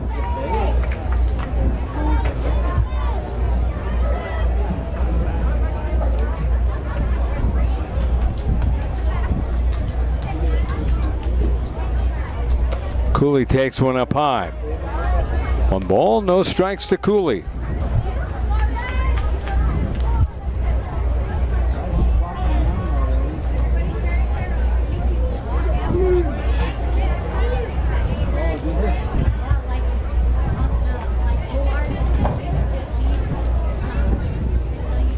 One ball, no strikes.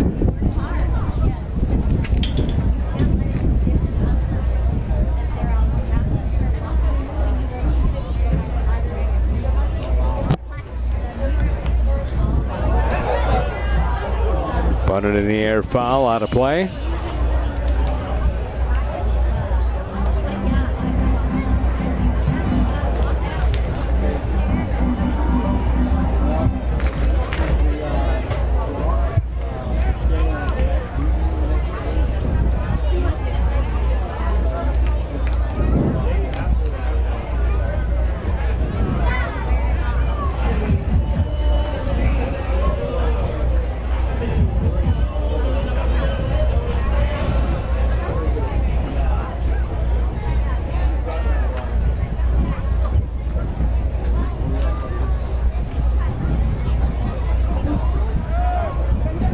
That got away from the catcher, and advancing to second is Curley.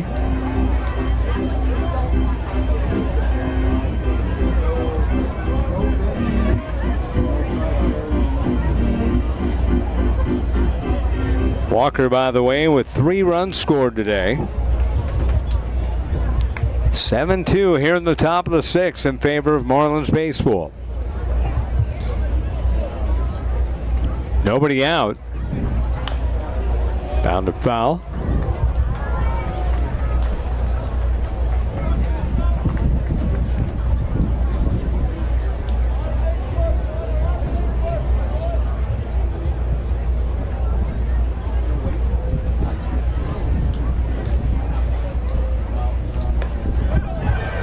That got away, and to third base is Cooley.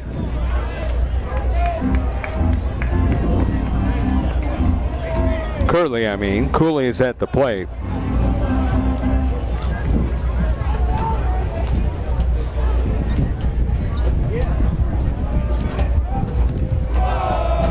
Full count.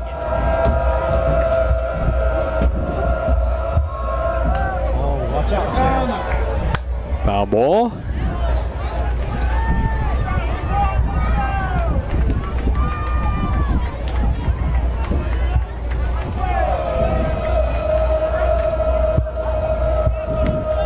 Connie Mack World Series game number 11 here.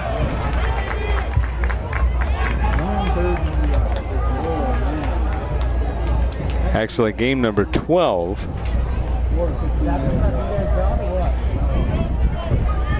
Officially game number 10. ABA and Northwest 509 coming up next. Ground ball sharply with the infield up. Nicely played by the shortstop Byers, who throws over to first in time.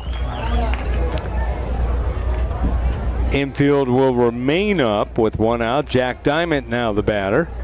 He struck out twice.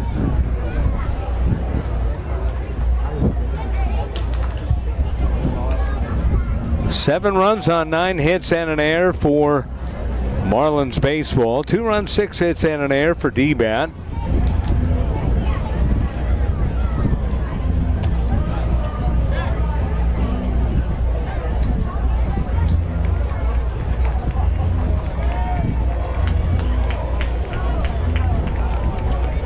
Other scores today: Doolin's Dodgers National 13-4 winners over Doolin's Dodgers Prime.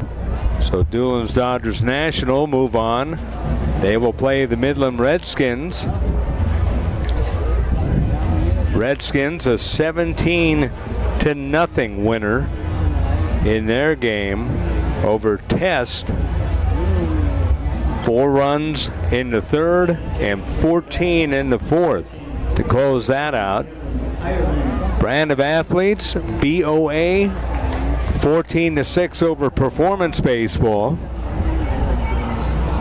So BOA advancing. And they will play the winner of the nightcap between Northwest 509 and ABA. The winner of this game gets the bye. So they will not play tomorrow. New pitcher in, and that is Cameron Ireland, 6'3", 205, Trinity commit.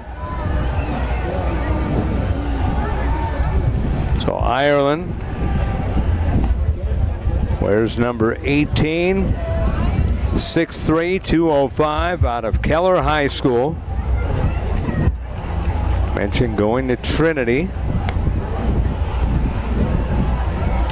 Trying to keep the Marlins at bay here in the 6th. D-Bat with 2 at-bats, trying to get back into the game. Ireland, a teammate of Brock Burkett, on a team that won the state title at Keller. Ireland was the closer. It's known as the closer/fireman guy that came in when things got hairy. He's trying to keep it from getting hairy right here. And according to Ryan Benesio, he throws about 5 to 6 different pitches. Velocity is going to be upper 80. And he's, by scout, tough to square up on. So we'll see how he goes here. Look at another man warming up down in the bullpen. That looks like number 7. If that is, that's Xander Thacker. It's either a 7 or a 2.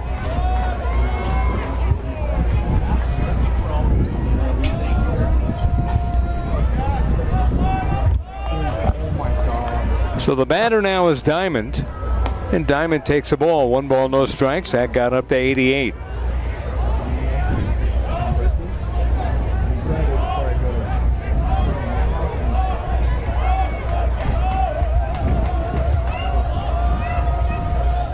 One ball, no strikes. Pitch on the way. That's over his head. Runner at third is Kirtley. Kirtley drove in Walker with a base hit.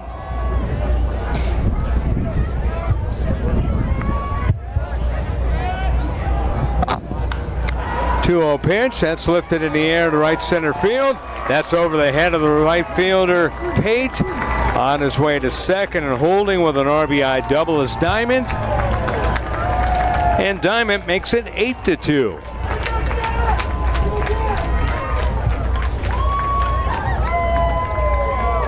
So Jack Diamond with the double.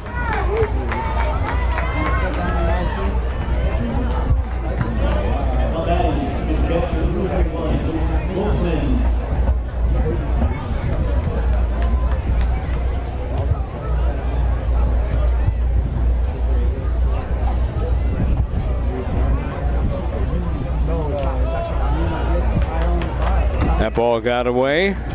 Loegman, the batter. Just one out here in the sixth. 2 runs across, 8-2.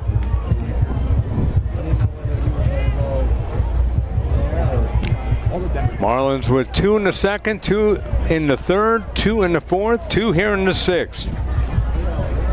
2 in the second for D-Bat. That's a strike call. The only bad thing, if you will, for Marlins baseball is Logan Wells was rolling along through 3 innings, and he had to leave the game with an apparent injury. That's down the right field line, just foul.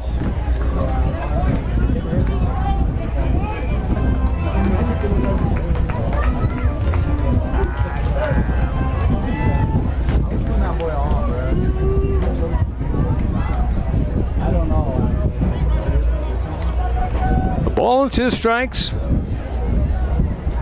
1 man out. And the pitch fouled straight back.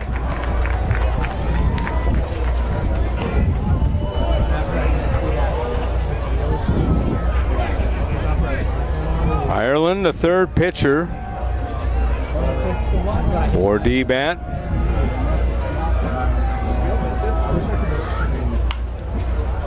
And a ground ball to second. Looking over the runners Cooley. He throws over to first in time.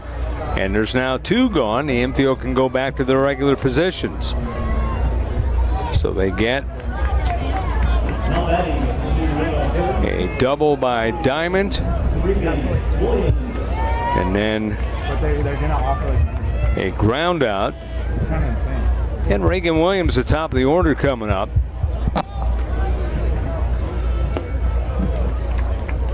Williams grounded out the third, sacked 5-3, struck out. 1-0 the count to Williams. That's a little blooper in the center, and that will fall in front of Burkett. That makes it 9-2. Scoring is Diamond.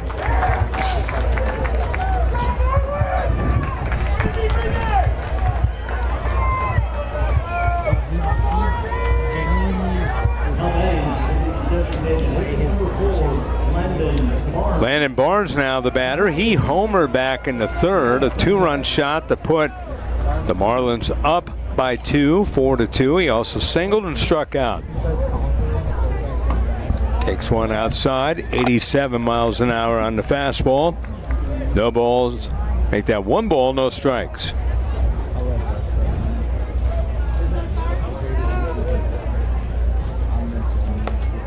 George.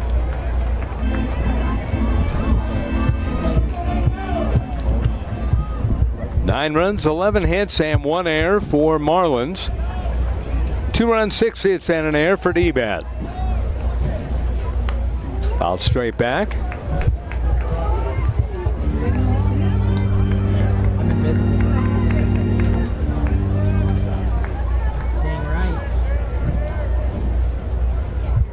Williams being held on over first by Garner Rodriguez. And the 1-2. That's down low. 2 balls, 2 strikes.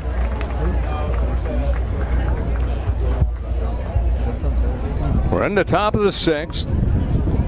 2 more at-bats for D-Bat. Down by 7 at the moment. Runner goes.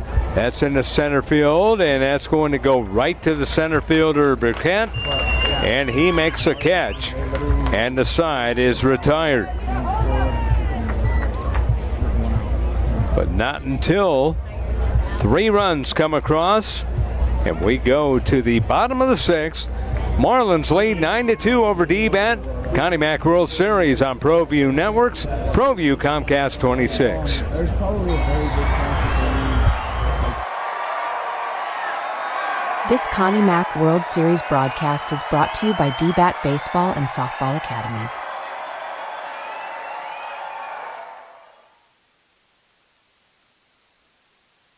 This broadcast is brought to you by DBAT Baseball and Softball Academy. My grandmother taught us how to cook, where to find Navajo tea. She showed us the ways. Juniper, elk, blue corn, red currant. Nature's gifts. We honor our traditional foods, just with our own little twist.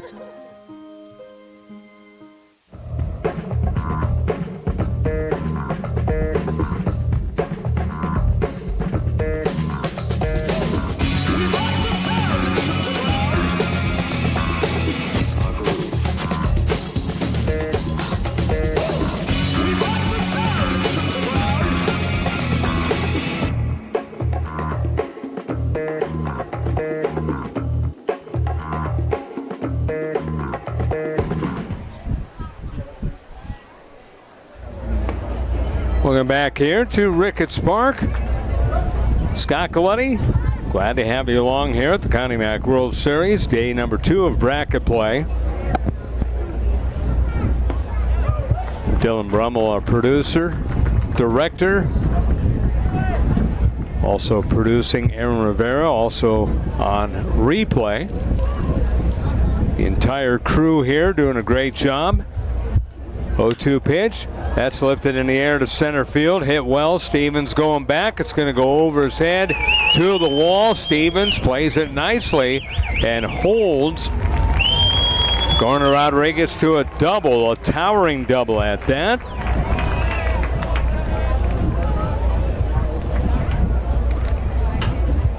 Now batting will be the catcher number 17. So Rodriguez at second. Oliver Minyard now the batter. He singled his last time up, also struck out.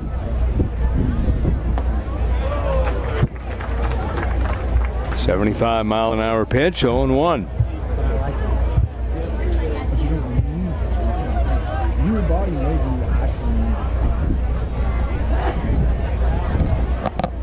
The 0-1 pitch. Swing and a miss. 76. Gus Wilfong, the way this left-hander's been going, he can't hit that pitch. I'm going to throw it again. We'll see if he throws it again now. And the 0-2 is in the dirt.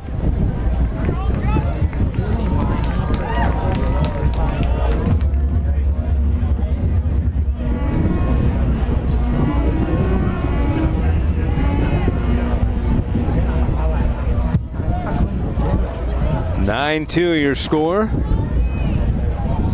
1 ball, 2 strikes.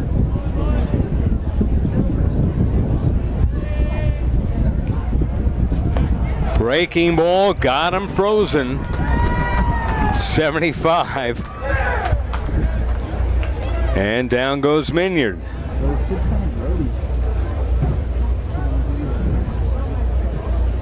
I'm telling you, a pitch like that is almost not fair. Brock Burkett coming up.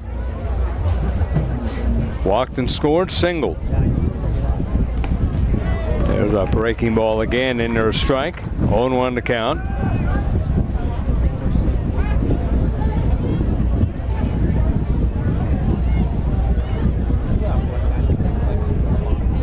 No balls, 1 strike as it's getting dark here. Clouds around us.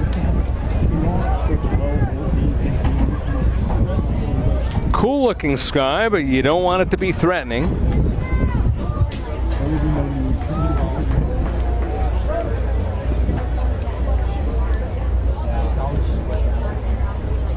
.02 pitch outside. One more game tonight. ABA against 509 Northwest Stars. Winners back a game. Tomorrow we have 4 games. 10 o'clock, 1 o'clock, 5:15, 7:30. All will be on the Connie Mack website. ProView Network's YouTube page, as that's a big swing and a miss at a 76-mile-an-hour pitch. Fifth strikeout for Wilfong. So all the games on the Connie Mack website. ProView Comcast 26 will have the 1 and the 7:30 games tomorrow. As you look at the replay, just a beautiful sweeping pitch. And Wilfong's night's going to be done, I think, more because they want to save him. So he comes out. He's got a skip in his step. He did his job. And boy, did he. Wilfong, 2 2/3 innings. Gave up 3 hits. No runs, although the runner is his responsibility. And Wilfong, no walks and 6 strikeouts, or 5 strikeouts, excuse me. So 5 strikeouts, had it right the first time. And Wilfong throwing 41 pitches, 31 for strikes, so he's got plenty of pitches left. And we'll step aside momentarily on ProView Comcast 26, ProView Networks. A lot has changed on Route 66 in the last 100 years, but it so remains the same. Cooling off, hidden treasures, a good night's sleep, and the freedom of the open road. For when the journey is the destination. We would like to thank the following sponsors for making this broadcast possible. For over 20 years, Evergard Roofing and Solar has been committed to customer service. Locally owned and operated, Evergard offers both commercial and residential roofing and solar services. For more info, please call 505-821-9543. Evergard Roofing and Solar are proud supporters of ProView Sports Network and New Mexico Youth Athletics.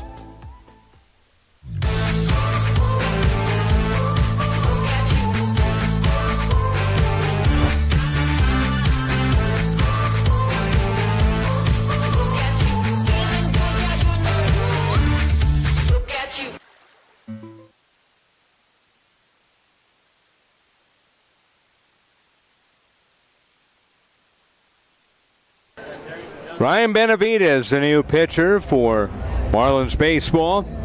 Benavides out of Clearbrook High School, going to Weatherford College. 6 foot, 165. Super quick kid if he's not pitching. Good defensive player in the middle of the infield, but pitching-wise, going to be mid to upper 80s. Really good slider.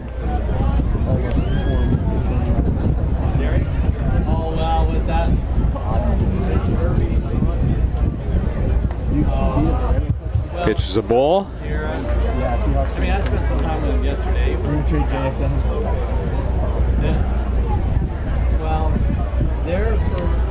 Benavides, very competitive on the hill, according to his head coach, Landry Mayo.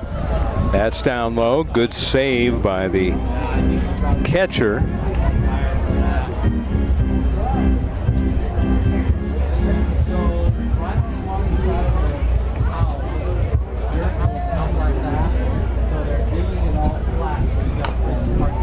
Fouled off. 84 on the gun there.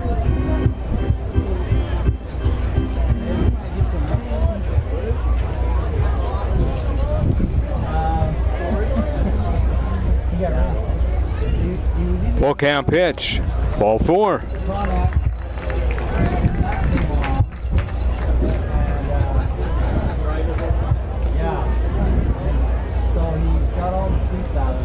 First walk for Benavides. Xander Thacker, the batter, singled and struck out. And he drills one to left field. Forget about this one. It is gone.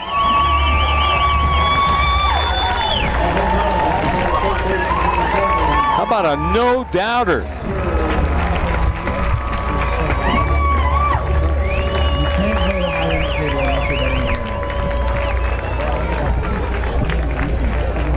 Xander Thacker just got every bit of that ball. That's his second hit. That's his second and third RBIs of the night. And all of a sudden we have a 4-run game, 9-5.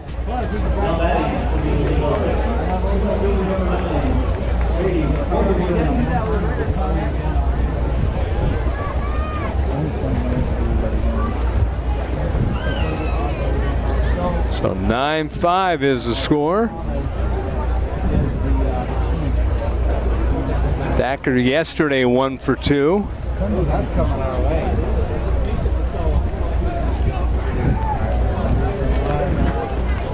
Kirtley in left and Stevens in center just turned around and looked, and there's a drive down the right field line, and it's foul off the wall.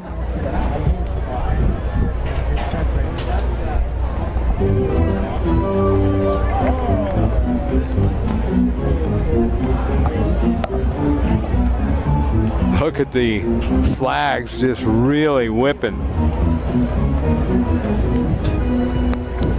Get it in the air for sure to left. You're going to be in good shape.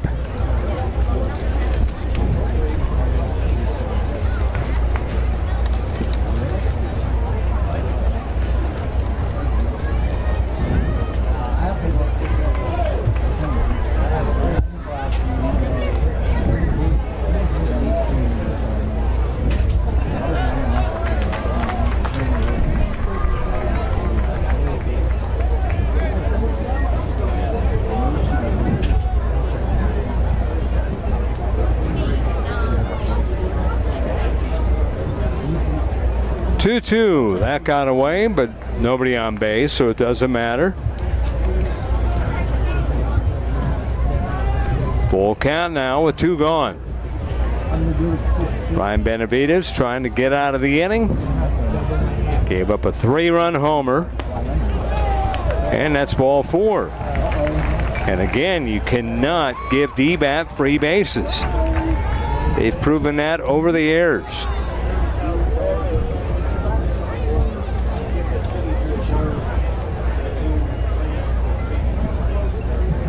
Going to have a new pitcher, so Benavides' night is quickly done. So another pitching change, and we'll take a timeout here. 9-5, Marlins baseball over D-Bat. Connie Mack World Series, ProView Networks, ProView Comcast 26. I was born in Farmington, New Mexico, and learned to fish here on the San Juan. Watching the seasons, the bugs, and the trout. Lunker Alley, Simone Canyon, Lower Flats, and Texas Hold. This place is world famous, and for good reason. 4 or 5 generations, we've been building New Mexico. That history is in every repair we make. Today, we're United Plumbing LLC. We're still local, still family owned. That means professional expertise. And knowing you'll always get honest service from a skilled technician, we're committed to doing the right thing for our neighbors. That's the United way. Call United Plumbing today for your free quote. We've been trained, conditioned, and rewarded for doing more.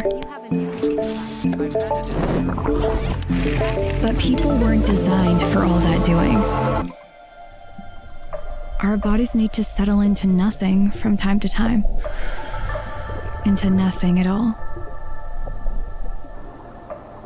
In a world obsessed with doing more, we invite you to undo.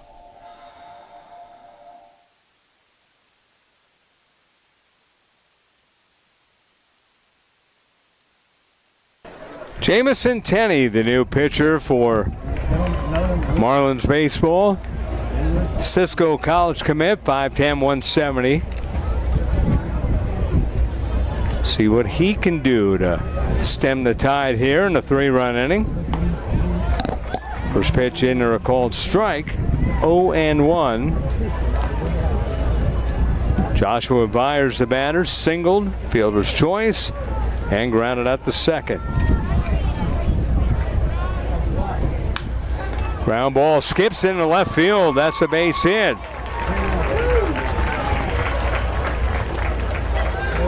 Morgeson stops at second. Byers with his second hit.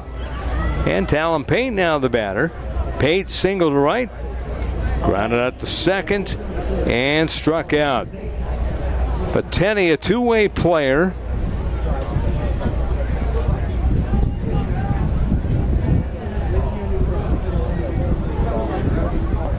Two-way, but he's more than likely a pitcher only here in Farmington.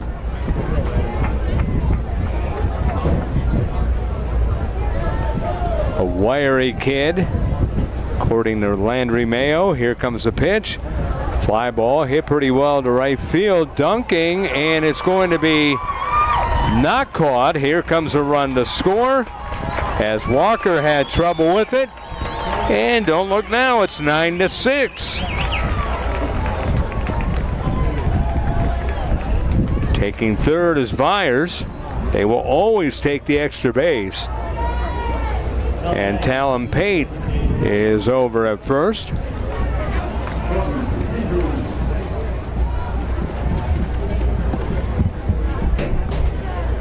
But Tenney, fastball, changeup, slider is his mix.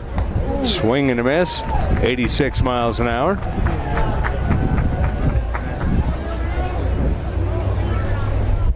Single to right for Pate. His second hit.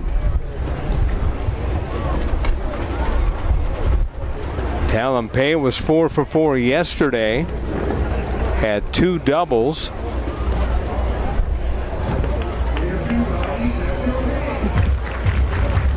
Had 2 RBIs.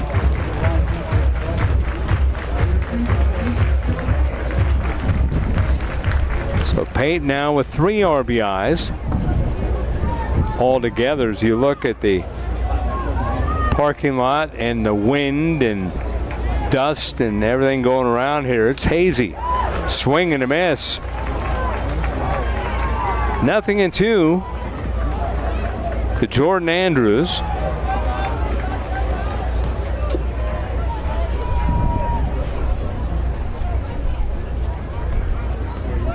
Runner goes, and it hit him. So guess what? Now the tying run is aboard. And this will be the 10th man coming up.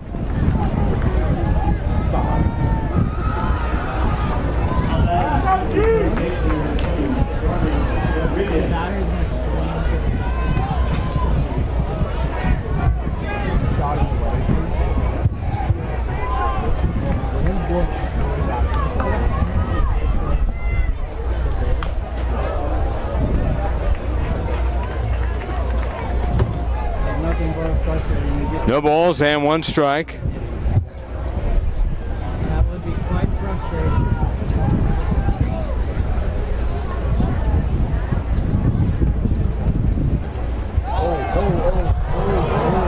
And the ball got away. No advancement though.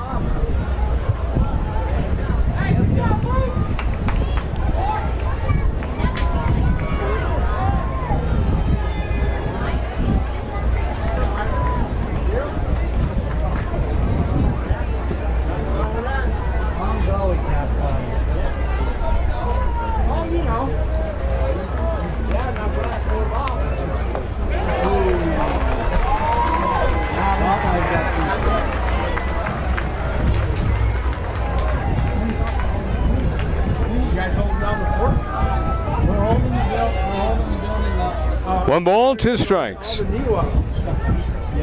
that's it. Okay.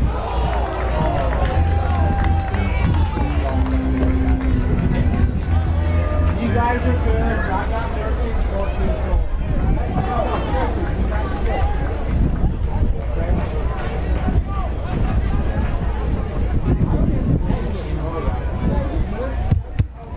Here's the 2-2. That's down low.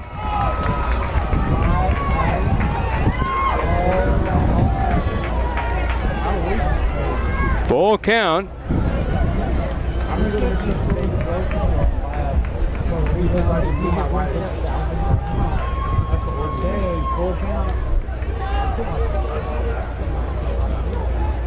Four runs here in the bottom of the sixth, and that's ball four, and it's now 9-7.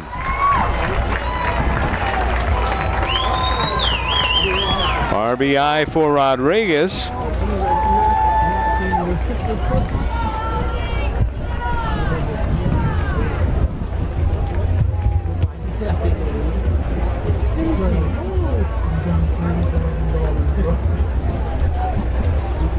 Another new pitcher coming in, and we will take another break.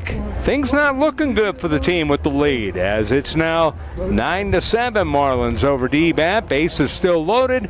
Connie Mack World Series on ProView Networks and ProView Comcast 26.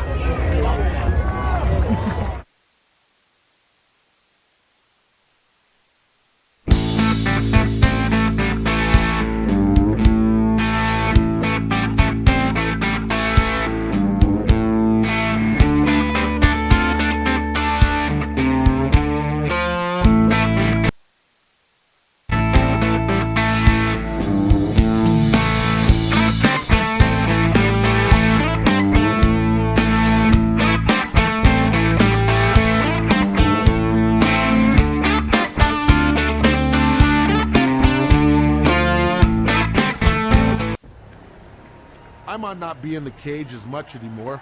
Just like riding a bicycle, I can pick up the fight from where I left off. I'm not some slick-haired outsider posing with borrowed gloves. I grew up here. New Mexico is in my blood. I'm a New Mexican fighting for other New Mexicans.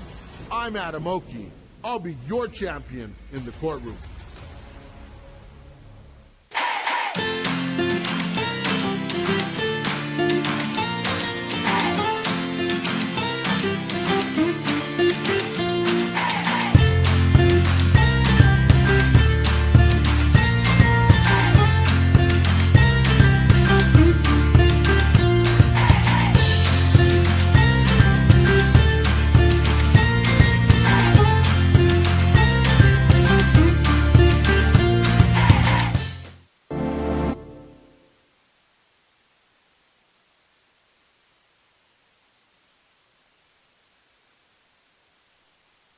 And we're back here on the Connie Mack World Series broadcast here on ProView Comcast 26 and ProView Networks on YouTube and the Connie Mack website. Matthew Moore, the new pitcher, deals ball 2-0. Things are falling apart for a team that looked like it was rolling. It was 9-2. It is now 9-7. Tying run at second, go ahead run at first. And the pitch is outside. Ball 3-0.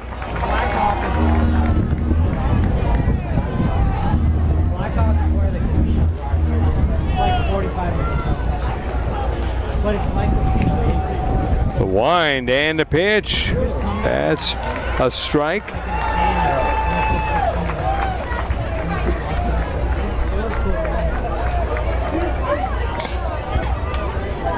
The batter threw the bat away, but had to get it back. Here's the 3-1. Fouled at the plate, 3-2.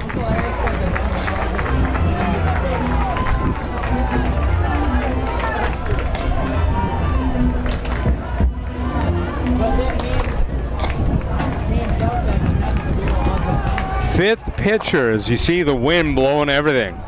Runners go, and it's ball 4. How about 9-8?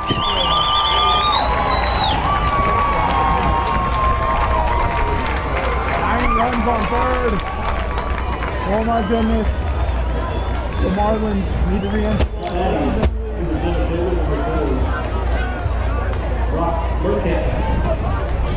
Brock Burkett now coming up. Hit by pitch, walk. RBI. Another ball. Brock Burkett with a 1-0 count. Tying run at third. Go-ahead run at second. 2 outs. A lot of this coming with 2 outs, by the way. I was going to say, I don't know baseball out there. In fact, all of this coming with 2 outs. Right down that A double, 2 strikeouts, and all of a sudden the roof fell in. That's in the right field. That's a base hit. D-Bat about to take the lead. Here comes the throw. It's going to be offline. How about that? It's 10-9 D-Bat. Burkett with a 2-run single.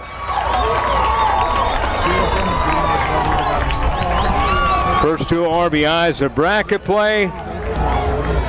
And the D-Bat dugout going nuts.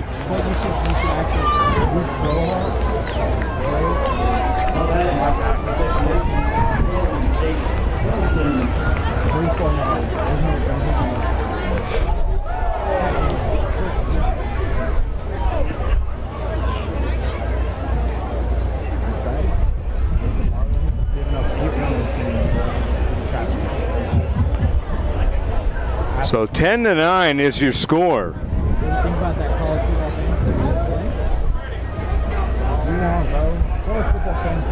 Two-run single by Burkett. The 1-0. That's outside corner strike. 1-1. So now you look at the top of the 7th, the team that had everything going their way with 3 runs here in the top of the 6th. Runner goes. That's a line drive. That's a 1 bounce to the shortstop. What a play by Reagan Williams. That might be the play of the tournament just to get them out of this massive inning. Unbelievable play. But 8 runs as you look at the ConocoPhillips replay. That's going. It hopped off the mound, I believe. It was a 1-hopper, and he made it look easy, even though it was far from. Well, now you got the Marlins, who are up big, needing a run to keep things going. We go to the 7th, 10-9 D-Bat over the Marlins on ProView Networks, ProView Comcast 26.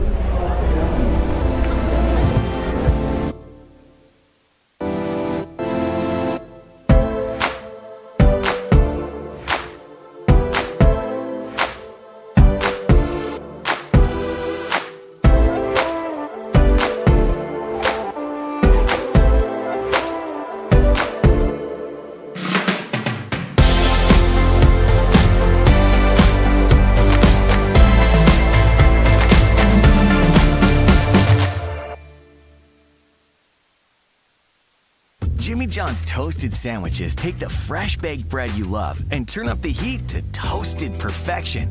Crispy and golden on the outside, melty and gooey on the inside. Order a toasted sandwich at Jimmy John's today. Well, I'm going to the frontier, walking to the cashier, order up a root beer and a number 1. Cover it with green stuff, 1 scoop is not enough. Find a booth is real tough, back by the Duke. Meet my family, meet my friends in the quirkiest restaurant I have ever been. All of Albuquerque's favorite spot, it's the Frontier Restaurant. The Frontier Restaurant is a proud supporter of ProView Networks.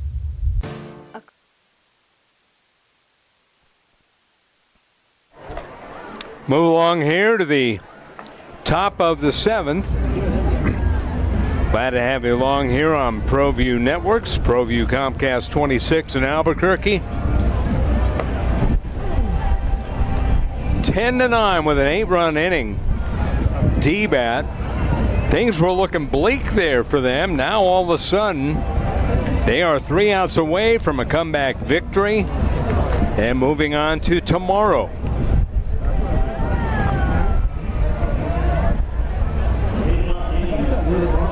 Either way, these teams will play tomorrow, but they were looking forward to being in the winner's bracket. That just may happen now. Bottom of the 7th.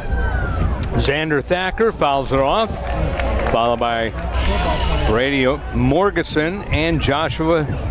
Check that. Reading the wrong side again. There's Roman Stevens, Dylan Duran, and Jalen Walker. I know it seems like D-Bat's still up. Pitch is fouled off to the left side, out of play.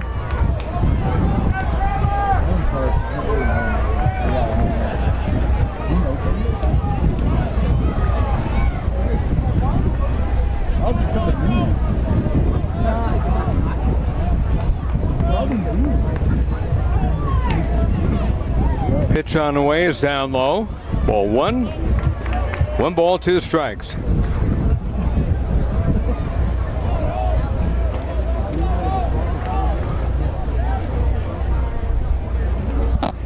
One, two. Chopped off the foot. Remains 1 ball, 2 strikes.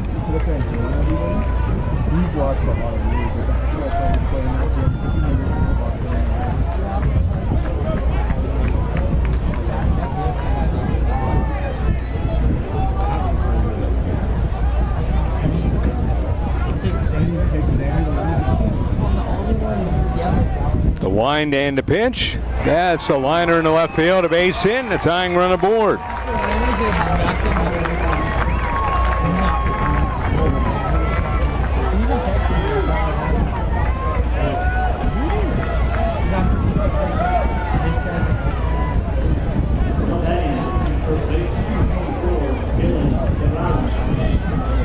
Trevor Moore, the pitcher.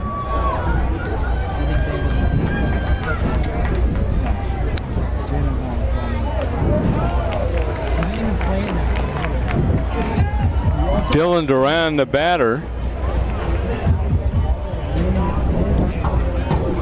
Duran, a pair of groundouts to third, grounded into a 5-4-3 double play. D-Bat would love that right now.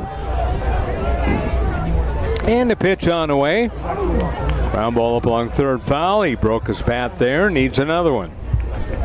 You could hear that off the bat.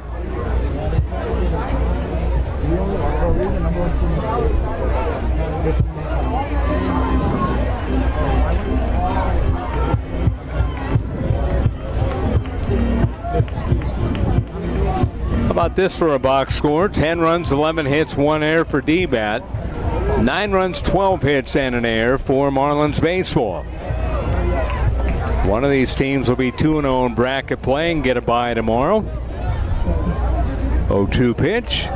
Ball 1, 1 ball, 2 strikes.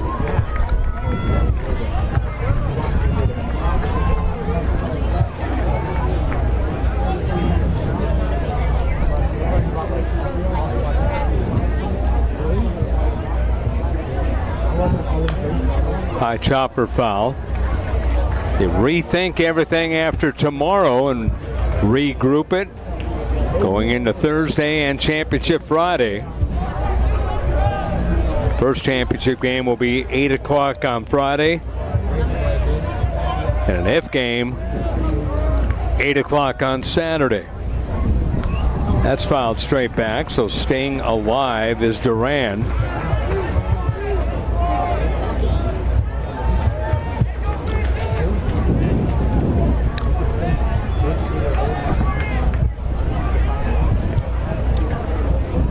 Ball and 2 strikes.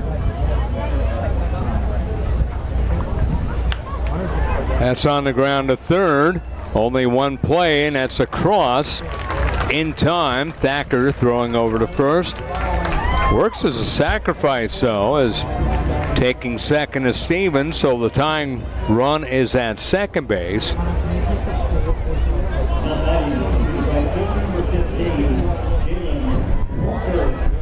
Jalen Walker, the batter, he's been outstanding tonight at the plate. A walk and scoring, double and scoring back in the 4th, and a single his last time up, also scoring. So he's got 3 runs, been aboard all 3 times, takes one up and in for a ball. Cloudy overhead.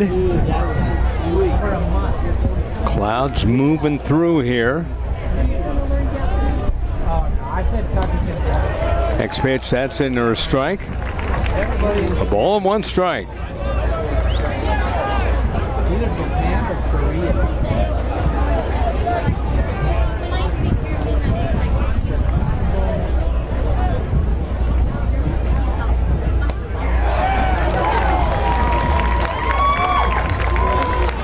ball, 2 strikes now.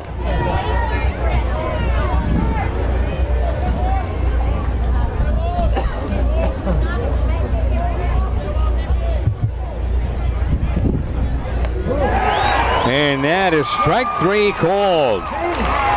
Big pitch.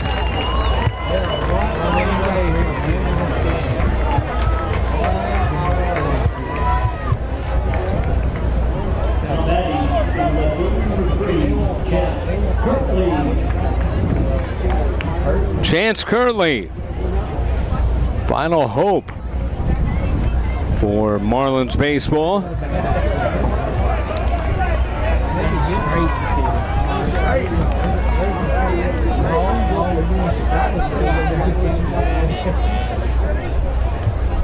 That was actually such a fun game. Yeah, bro, we were going crazy. Fouled straight back, 0-1.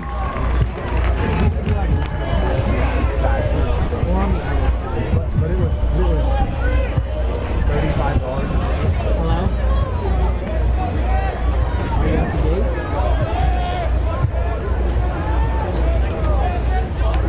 Well, this game's about to end. That's a swing and a miss. 91 miles an hour. And Marlins baseball down to their final out, final strike.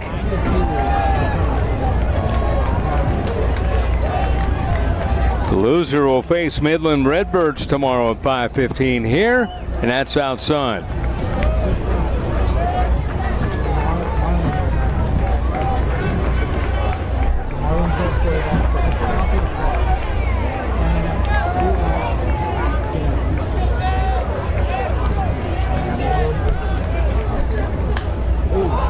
Pop up to the right side and foul ground, potentially playable. First baseman can't make the catch. Garner Rodriguez had to go off his glove.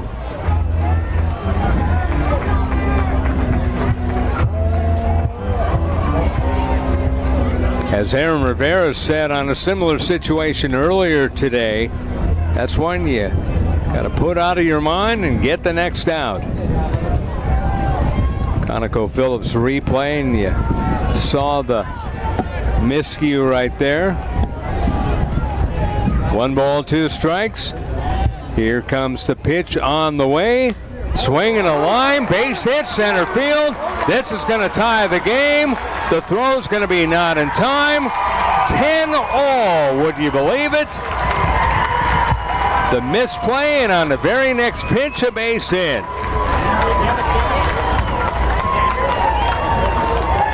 Second RBI of the night for Curley. Just got it up the middle. ConocoPhillips replay. Got a good swing. Got it into center field. It was lightly hit.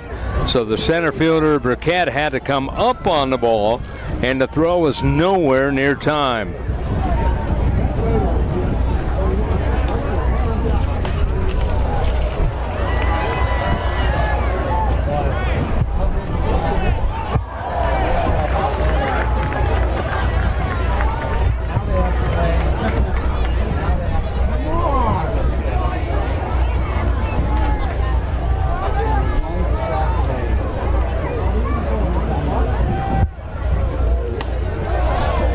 Pitches a ball, 1 ball and 1 strike.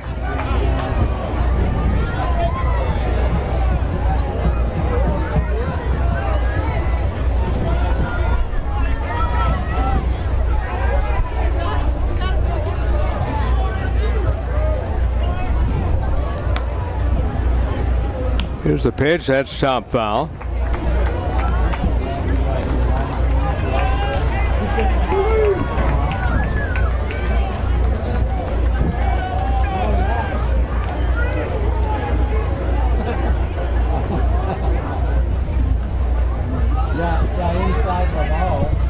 One ball, 2 strikes, 10-10 here in the 7th inning, top half. Bottom half of the inning, Xander Thacker, followed by Brady Morgerson and Joshua Vyers.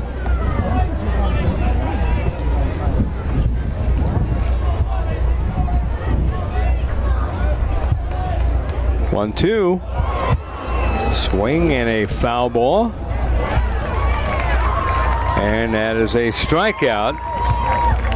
First base was not open. And that ends the inning. But a big run. They do it on 2 hits. And they leave 1. We go to the bottom of the 7th. Knotted up at 10. Connie Mack World Series, ProView Networks, ProView Comcast 26. Across the state of New Mexico, different journeys will begin. And when their journeys unite, together will become one experience. Our campuses across New Mexico in Portales, Roswell, and Ruidoso come together to provide you the support as one family. We are one family that share one goal, one opportunity at a time. We are one Eastern.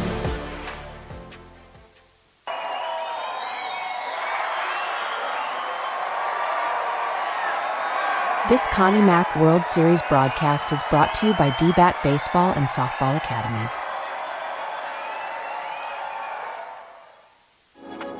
My grandmother taught us how to cook, where to find Navajo tea. She showed us the ways. Juniper, elk, blue corn, red currant. Nature's gifts. We honor our traditional foods, just with our own little twist.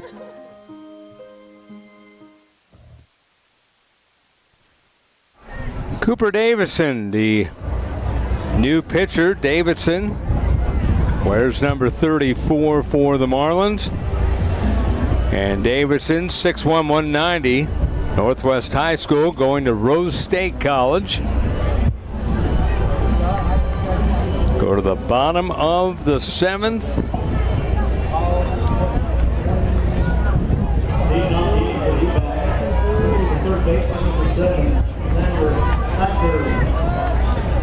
Xander Thacker, followed by Brady Morgeson and Joshua Vyers.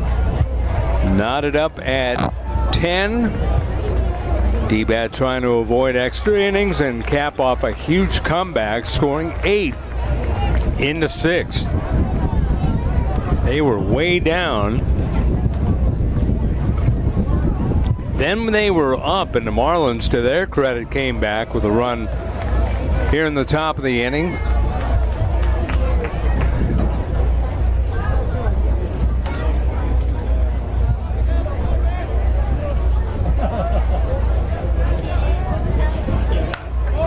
That is a drive into center field, pretty well hit, and that is going to be gone!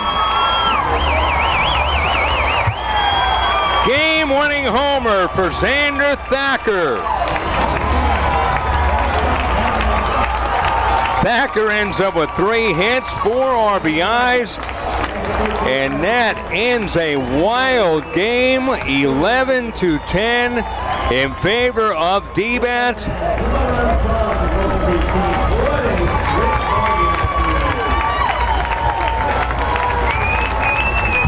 Final score 11-10, 11 runs on 12 hits and an error for DBAT, 10 runs, 13 hits and an error. As you look at the ConocoPhillips replay, that ball just sailed over the wall, the 13-foot wall, if you will. And the game is over. Celebration was on. And DBAT, who was down big, they come back, they win. They get a bye tomorrow after winning 11-10 here in 7 innings. I know, all because this guy. And the next game coming up here in a bit, it'll be Albuquerque Baseball Academy against Northwest 509 Stars. That will come up here shortly. For our crew here from Ricketts Park, Dylan Brummel, our director, Aaron Rivera, our producer, and our replay operator, the crew, Scott Gleddy saying so long for now. Come back here shortly as we have a good one in store, winner's bracket. here on ProView Networks, ProView Comcast 26.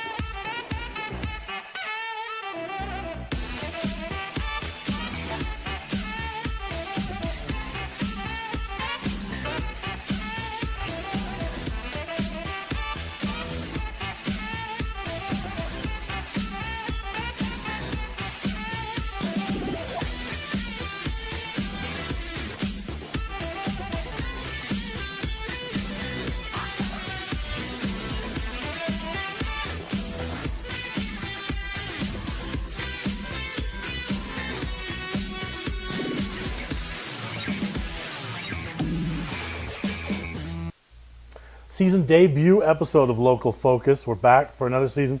Somehow we have not been canceled. I find it really hard to believe. I know we're in to the 300s episodes coming up. Exciting high school season ahead of us. Checked out the schedule on ProViewNetworks.com. Before we dip fully into high school season and football, I did want to kind of, we'll talk some high school for sure, but very special guest today. Second appearance on the show.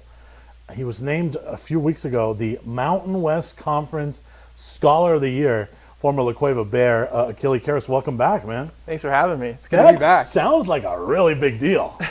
So tell me about that. Yeah, so every year the conference, they call it their most prestigious academic award that they can give. Obviously there's scholar athlete and there's regular athlete, right.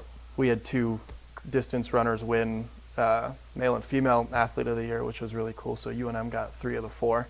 And they were trying to get it out just because of the new conference alignment. And Boise State, a track athlete from Boise State, she won the female Mountain West Scholar Athlete of the Year. So they had to get that out before before the conference kind of split. But no, they call it their most prestigious award that they can give for academics. And I just... Our admin at UNM was like, hey, each school nominates a male and female, and they send it to the conference, and then people at the conference vote for it. I think it's athletic directors and some of the Mountain West people as well. And I was like, I'll just send it in. I didn't know if I had a chance or not, because part of it is the athletic side as well. It's academics and athletics, which my career was pretty good, but there's, the guy last year who won it he was at UNLV, I think his name's Jackson Woodward, who's with the Texans right now. And so his athletic career was a little bit different than mine. That guy never went to class. Who are we kidding? Come on, if he's with the Texans now, that guy never went to class. Yeah. But that's a really big deal though, right? Yeah, that was pretty cool.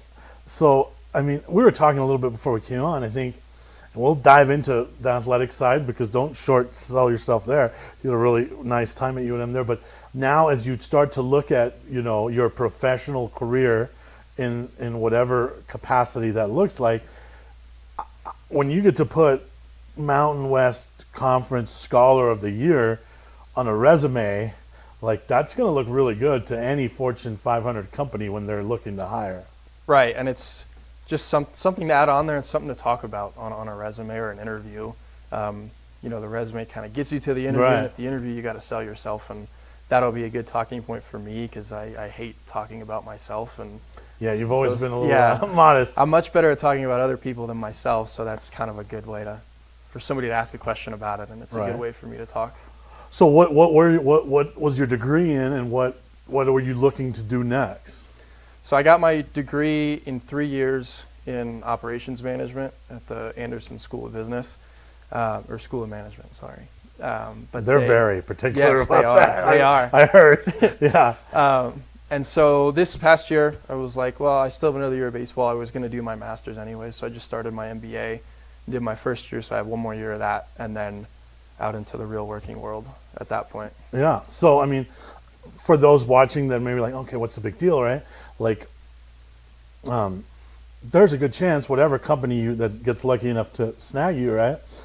You might surpass a couple of those entry-level jobs, and probably, like in my job with kind of manager band, supervisor band, director band, senior director band, national senior director, global director, right? So you might skip a couple of those steps just because of such a prestigious award, right? Right, it can't hurt, right? Yeah. There's certain things that look much better on resumes and things like that, and others that don't. My internship with the Sandia National Laboratories has also been awesome. It's been a great thing for me to start my career there possibly, or use it to go somewhere else. But just things that you can add to your resume that help set you apart. At a certain point, our AI is going to see, okay, this person's got this and this and this and this, and you're either, based on your resume and that sheet of paper, getting an interview or not. Right. No, that's a great point. Some certain things that can help differentiate you between others is pretty big. Right. Tell me about when you found out about this honor. Yeah, so I actually found out about it. I heard you were on the golf course with your dad. I was on the golf course. Okay, so tell us about that.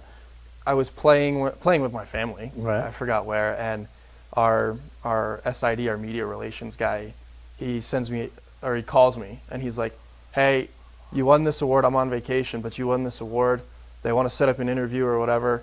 And he goes, "Just let me know when you can." And I was like, "Okay, whatever." And I was like, "What award are they talking about?" And then I realized that I had sent in my application or whatever for the Mountain West Scholar Athlete, and they and then I realized, oh wait, that's the award. That's pretty cool. Super cool. Yeah.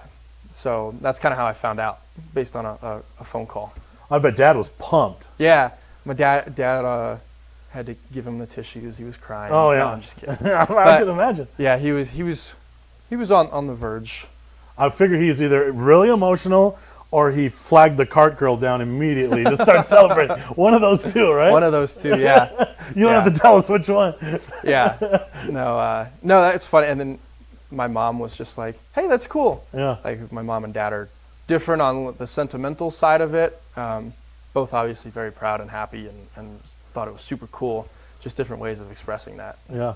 How hard is it to be, I mean, we talked about it when you were here the first time in high school. It was hard to balance in high school. How much harder, or maybe it was easier for you, who knows? I'd love your perspective on that. What was that like in college, right? Playing Division I college baseball, and you turn up being the conference Scholar Athlete of the Year. How was balancing that life in college? Yeah, I think high school prepared me a lot for college, and the pillars that my mom and dad instilled in me, and my sister instilled in me, of school's first. And I've always thought that school is first. And so my freshman year at UNM, when I'm sitting the bench like every freshman does, and you realize you're playing with grown men at this point. Like, I showed up, our average age in the outfield was like 23 and a half, and I'm just freshly turned 18. Like, I can't compete with that. Going in, I thought I could, and then you quickly realize you're not at the physical level that these guys are. And so, people start talking to you, "Hey, maybe you want to go JUCO, maybe you want to go somewhere else, like, you might not play next year if you come back," and all that. And for me, it was not that there's anything wrong with doing that. I think follow your dreams, guys who want to do that, for sure, especially with how the new 5-year rule is now. Right. But for me, school was always more important, so I stayed. And staying allowed me my sophomore year to compete for a spot. And, I was third on the depth chart, even though I had a good fall and a very good spring right before the season. And I was still third on the depth chart, and had a couple injuries in the infield that year, and it ended up allowing me to step into the role to play, and I just never gave it up after that. But without school being a priority, I might have left, I might not have been here. There were just things that kept me here beyond baseball, which I thought was cool. Yeah, we'll take our first break here, but when we get back, I do want to talk about, it was not for sure, right? UNM wasn't for sure. There were other options, so we'll talk about kind of the road to UNM when we come back with Achille. Don't sacrifice quality and flavor when you're in a hurry. Golden Pride offers ribs, fried chicken, red and green chili breakfast burritos, and frontier sweet rolls. 4 great locations, or visit us online at goldenprideabq.com. Golden Pride Barbecue Chicken and Ribs are proud supporters of ProView Sports. Well, I'm going to the frontier, walking to the cashier, order up a root beer and a number one. Cover it with green stuff, one scoop is not enough. Find a booth is real tough, back by the Duke. Meet my family, meet my friends in the quirkiest restaurant I have ever been. All of Albuquerque's favorite spot, it's the Frontier Restaurant. The Frontier Restaurant is a proud supporter of ProView Networks.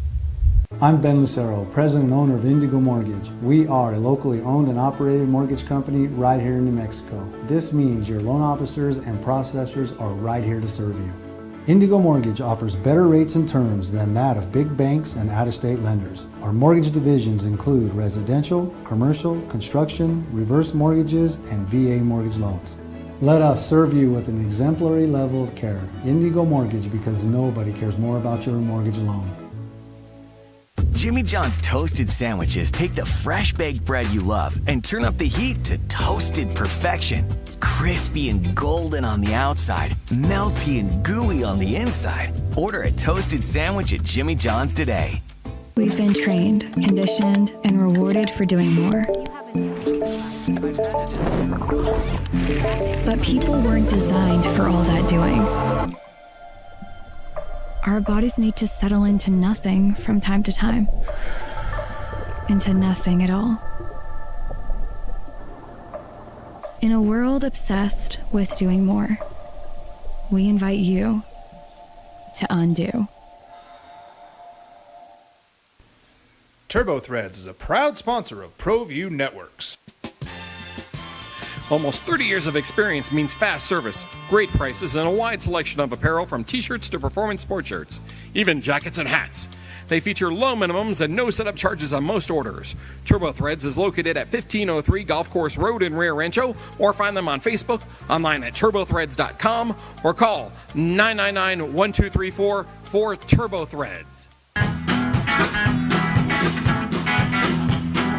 Next in line.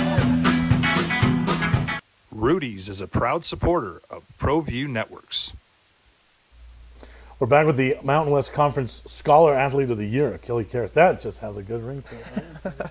Just long enough to sound super important, not hard enough where you don't remember it, right? Like that just it suits you. It fits you well. Right. But like we were talking a little bit before we went to break, UNM was not a slam dunk, right? Like you were, if I remember correctly, you were flirting with Air Force, right? Mm-hmm. Okay, so how did you even wind up at UNM? Yeah, so obviously I was talking to UNM and Air Force. Those were kind of my two big Division I offers. I had talked to Levitt Christian a little bit, and then a couple of JUCOs in the area. But yeah, it was pretty much either UNM or Air Force, and I just was researching more into Air Force. Like I thought it would be cool. It sounded really cool, and I respect the hell out of the guys, the men and women who go to that school and become cadets and then officers in the Air Force. And so I kind of did more research on it and all that, and people were saying if you're considering one of the service academies, not just Air Force, but if you're considering a service academy for sports and that's the only reason you're considering it, then it might not be the place for you, just because of the other aspects of life at those institutions. And so for me, that kind of made my decision easier. You know, I remember, I think it was in September, we had some club tournament. We were playing out at the complex on the west side, and the bus for New Mexico Junior College showed up because it was a tournament where they were just playing games, and they showed up with two buses. Each was packed with like 40 guys, and I saw that and I was like, whoa, I don't know if I have it in me to try to weed out that process. And I was like, if UNM wants me now, maybe I should just take it right there. So I think the day after I saw that, I called. At the time it was John Coyne, who's now at Kansas, was the recruiting guy, who I had had most of the communication with, and I was like, yeah, I'm in, I'm coming. And so that was really exciting, and then, yeah, the rest kind of just fell into place. And you talked about, right, your freshman year, you know, it was not, I mean, it's difficult, right? So the growing, you talked about the size, right? But talk about what else makes it such a hard adjustment? Just from a baseball standpoint, the speed of the game was so different. I struggled mightily defensively. Which is crazy to think about, right? Because you're like the premier player at your position, right? Both offensively and defensively. So to think that you struggled defensively, right? And it was so fast. Everything was so but fast. I guess the ball's coming off the bat a lot quicker, right? Yeah. There's no. And I played it when I was in high school. It was all wood bat here. Right. It wasn't metal. So you take that jump to college where everyone's bigger, stronger, faster. Ball's being pitched harder, and it's being hit with a metal bat at you. And so, I kind of was just like, whoa, type of thing. And then kind of finally settled in my sophomore year after you get used to it. But another big thing was just trying to balance how long you're there for. Like, our La Cueva practices were long, but practice started at this time and was this time. There was no mandatory optional early work. There was no optional lifts. And then you're just there for 6 hours a day and have to find time to do homework and other things as well. Yeah, I mean, talk about all that extra time, right? I mean, because especially when you are buried on the depth chart, right? Like, you're just looking for anything to get you an at bat, right? Right. Whether that's some extra work in the cage or whether that's extra work on the field. I mean, so talk about that a little bit, just the extra work that had to go in. Yeah, well, it's hard. You come from high school where everybody's the best player at their position or their school, and they all show up to a school, and everyone expects to play. You're so used to playing, you don't want to sit. And when you're sitting, you have to continue being a good teammate, and that gets hard. Especially, season starts in February. By May hits, and you've watched 40 games on the bench. It gets hard at that point. And the coaches understand that, and everybody around it understands. But it's really tough. And so you're doing anything you can to stay positive. So how do you prevent that doubt from creeping in at that point? Mm-hmm. And, how do you stay a good teammate? How do you stay engaged? And how do you prevent doubt from entering your mind? Yeah, I think as hard as it is, you have to stay patient. Stay patient as much as possible. Know that you're putting in the work. You're just 4 or 5 years younger than some of these guys, and it's natural. Like, the freaks who are ready to play at that level are probably already drafted. Like La Cueva's got a kid now, right, Dylan Blomker. He's a freak, right? And yeah, he's worked his butt off and he's gotten really good. So guys like him are ready to be at the next level already. Where if you were kind of like I was, you still had a lot of development to go before you were ready to play at the next level. And then you mix in that UNM is traditionally a very good offensive club, Mm-hmm. right? So it's not like, if you're batting 300, 350, you're not cracking in the UNM lineup. Right. Traditionally, UNM's a team that hits incredibly well, right? Mm-hmm. So you really got to do something to get in that lineup. Yeah, I mean, my junior year we led the country in batting average. I think it was 339 or something. Number one in batting average and number one in, I think it was doubles per game, something like that. And so you realize that you're like, I got to hit. Like you always said, if you hit, they'll find a place for you in the lineup. But it's funny because in high school it's the opposite, right? Like if you don't kick the ball around, they'll find a place for you in the lineup. Right, especially on some of the dirt fields here in Albuquerque. But in college, it's the opposite. You got to hit, right? You got to hit. If you're not hitting, you're not in there. You could be the best defender out there, and if you're not hitting, you got no chance. Yeah. So how hard was it to stay locked in? Because I do remember your first couple of years there when playing time was more sporadic, but you did always take advantage of your opportunities, whether it was a pinch hit spot or a spot start or whatever. It seemed like when you were in the lineup, you were hitting. Tell me about that and just how hard it was to stay ready. But you definitely made the most of your limited plate appearances early in your career. Yeah, my sophomore year was tough because, like I said, I came in, I had a really good fall, a really good spring before the season, and I thought that I deserved a chance to play early. And they kind of told me that it was going to be the same as my freshman year. So I was like, so I'm going to burn a year on 10 at-bats again. There's no point in that. So I was originally going to redshirt. And you talk about trying to stay locked in at that point when you know you're not playing. I was still on the active roster in case injuries happened. And me and Coach Brown kind of made that deal together. And then all of a sudden we had a couple guys go down. And I think it was a Sunday game against, I forgot. I think maybe one of the schools up east. And our starting third baseman hit a stand-up triple to right and popped his hamstring going around first. And at that point I was like, oh. Now, of course, my work and all that was still the same as if I was playing, so I think that's a big key is prepare and approach every day like you're going to be the starter and playing. And that helps you be ready for when the time comes and you're not pouting or sitting, "Oh, I should be doing this," while a lot of coaches are dumb. Like, if you stay ready and prepare every day, then when your opportunity comes, you're in a much better position than if you're wanting people to feel sorry for you.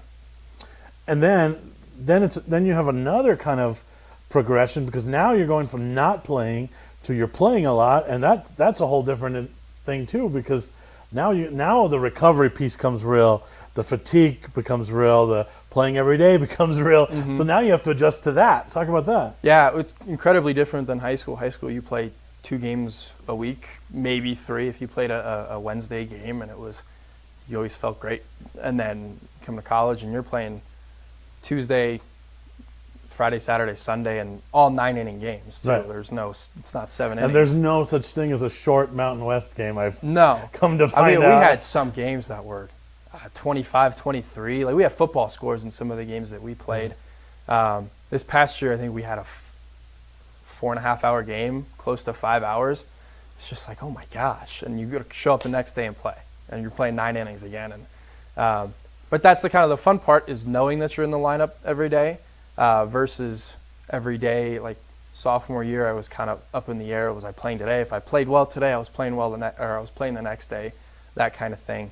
But I got off to such a hot start my sophomore year. We had a catcher, Jake Holland, who was the Mountain West co-player of the year that year. I think it was 2024. Yeah, 2024. And probably the best baseball player I've ever played with. 6'5" catcher. He was huge, could hit everywhere. And he told me, he goes, enjoy your first 100 to 200 college at-bats, because that's when you're getting fastballs. There's no scouting on you. They don't know. There's no heat maps or tendencies on that. And then he goes, so enjoy that. So I took advantage of that at the beginning of my sophomore year when I started playing. And, I kind of experienced this year at the start of the year, this past year. Was he right? Yeah, he was right. I started getting a lot more spin, a lot more. First pitch breaking ball? Yeah. They weren't letting me swing at my first pitch fastballs very much. And so I started this year kind of slow just because of that. And they were attacking me differently, and I was in a different spot in the order. And so they were attacking me differently, and it was hard to adjust, and you kind of pick it up after a while. And you were batting in the meat of the order, right? Mm-hmm. Your senior year. I mean, and I saw a lot of the highlights, and something that you do incredibly well throughout your career. You always stay within yourself, right? So, I'm watching all these highlights, and so, it's Achille just doing what he does. Gap to gap, right? Yep, Just gap to gap, line drives, gap to gap. Yeah. And that's always been your hitting approach, but it continued through your time at UNM. Just talk about that. Yeah, our hitting coach, Justin Mitchell, he was there my sophomore, junior, senior year. We sat down and talked about it. He was like, listen, you're not, and I kind of knew this about myself. I mean, UNM's field is so huge. Like, I understand that we play at altitude, but that field's huge in comparison to some of the fields that we play at. And so he was like, understand that yourself, you're not going to be the big guy hitting 15 homers a year or whatever. And he's also said, we don't need you to be. And so that kind of helped me stay with who I was. Because that would be pretty easy, right, at UNM? Altitude plus teammates that are leaving the yard, right? Mm-hmm. It would be a little easy to get a little uppercut in that swing, right? Yeah. Well, in my junior year, I hit between 2 first-team Mountain West guys. They each hit 18 homers, or like 18 and 17, and I hit in right between them. And in my exit meeting, Coach Brown, junior year, he was like, do you know why I had you hitting there? And I was like, not really. And he goes, it's about, there's not a lot of swing and miss in your bat. The guy before me, the guy after me, yeah, they had the power, but they also had the strikeout, swing and miss, which you can have if you're if you're slugging. And so for me, just because I never really slugged, I didn't have that luxury to be able to strike out a ton, which I didn't, just because my bat to ball skills were pretty good. But yeah, they really told me, just be you. We don't need you to be somebody that you're not. Like, you're in the lineup because you're gap to gap, because you don't strike out, because you're a good action type of guy, team offense, that kind of thing. Moving a guy over or scoring a guy hitting a sac fly. The things that have always made you a great baseball player, Mm-hmm. right? Yeah. And so just not trying to do too much with that, and just kind of understanding, hey, this is who I am. This is how I'm going to be. It's kind of at this point too late to change what I'm doing. And so, and Coach Mitchell really sat me down and was like, hey, Just be yourself. That's who we need you to be. We don't need you to be Jake Holland, for example. Right. So I know you're in a weird place now where you can reflect on a baseball career, right? Yeah. So do that. I mean, what stands out? Yeah, no, it flies by. You know, so I still play with the Greek national team, and so that will scratch my baseball itch every year, every other year, whenever it happens. But you know, I was thinking I need a place to hit because we're going to play in a U23 tournament in August. So I was like, I need a place to hit, and so I thought of America's Pastime. It's down off Alameda. Yeah. And I spent so many hours there as a kid, from ages like 9 to high school. Like that's where I went. I'm sure Coach Pineda would give you access to the cage. Yeah. If you asked him. Yeah, I'm sure I could call up Garrigan. He'll be like, yeah, come over. Yeah. But like thinking about that, and you think about the friends that I've made, there's some of my best friends are guys that I met when I was 10 years old. And, you know, you just play together in high school and college and all that. And you're like, wow, met a lot of great people over the years, and it was fun. Like baseball was fun. And that's why I kept playing.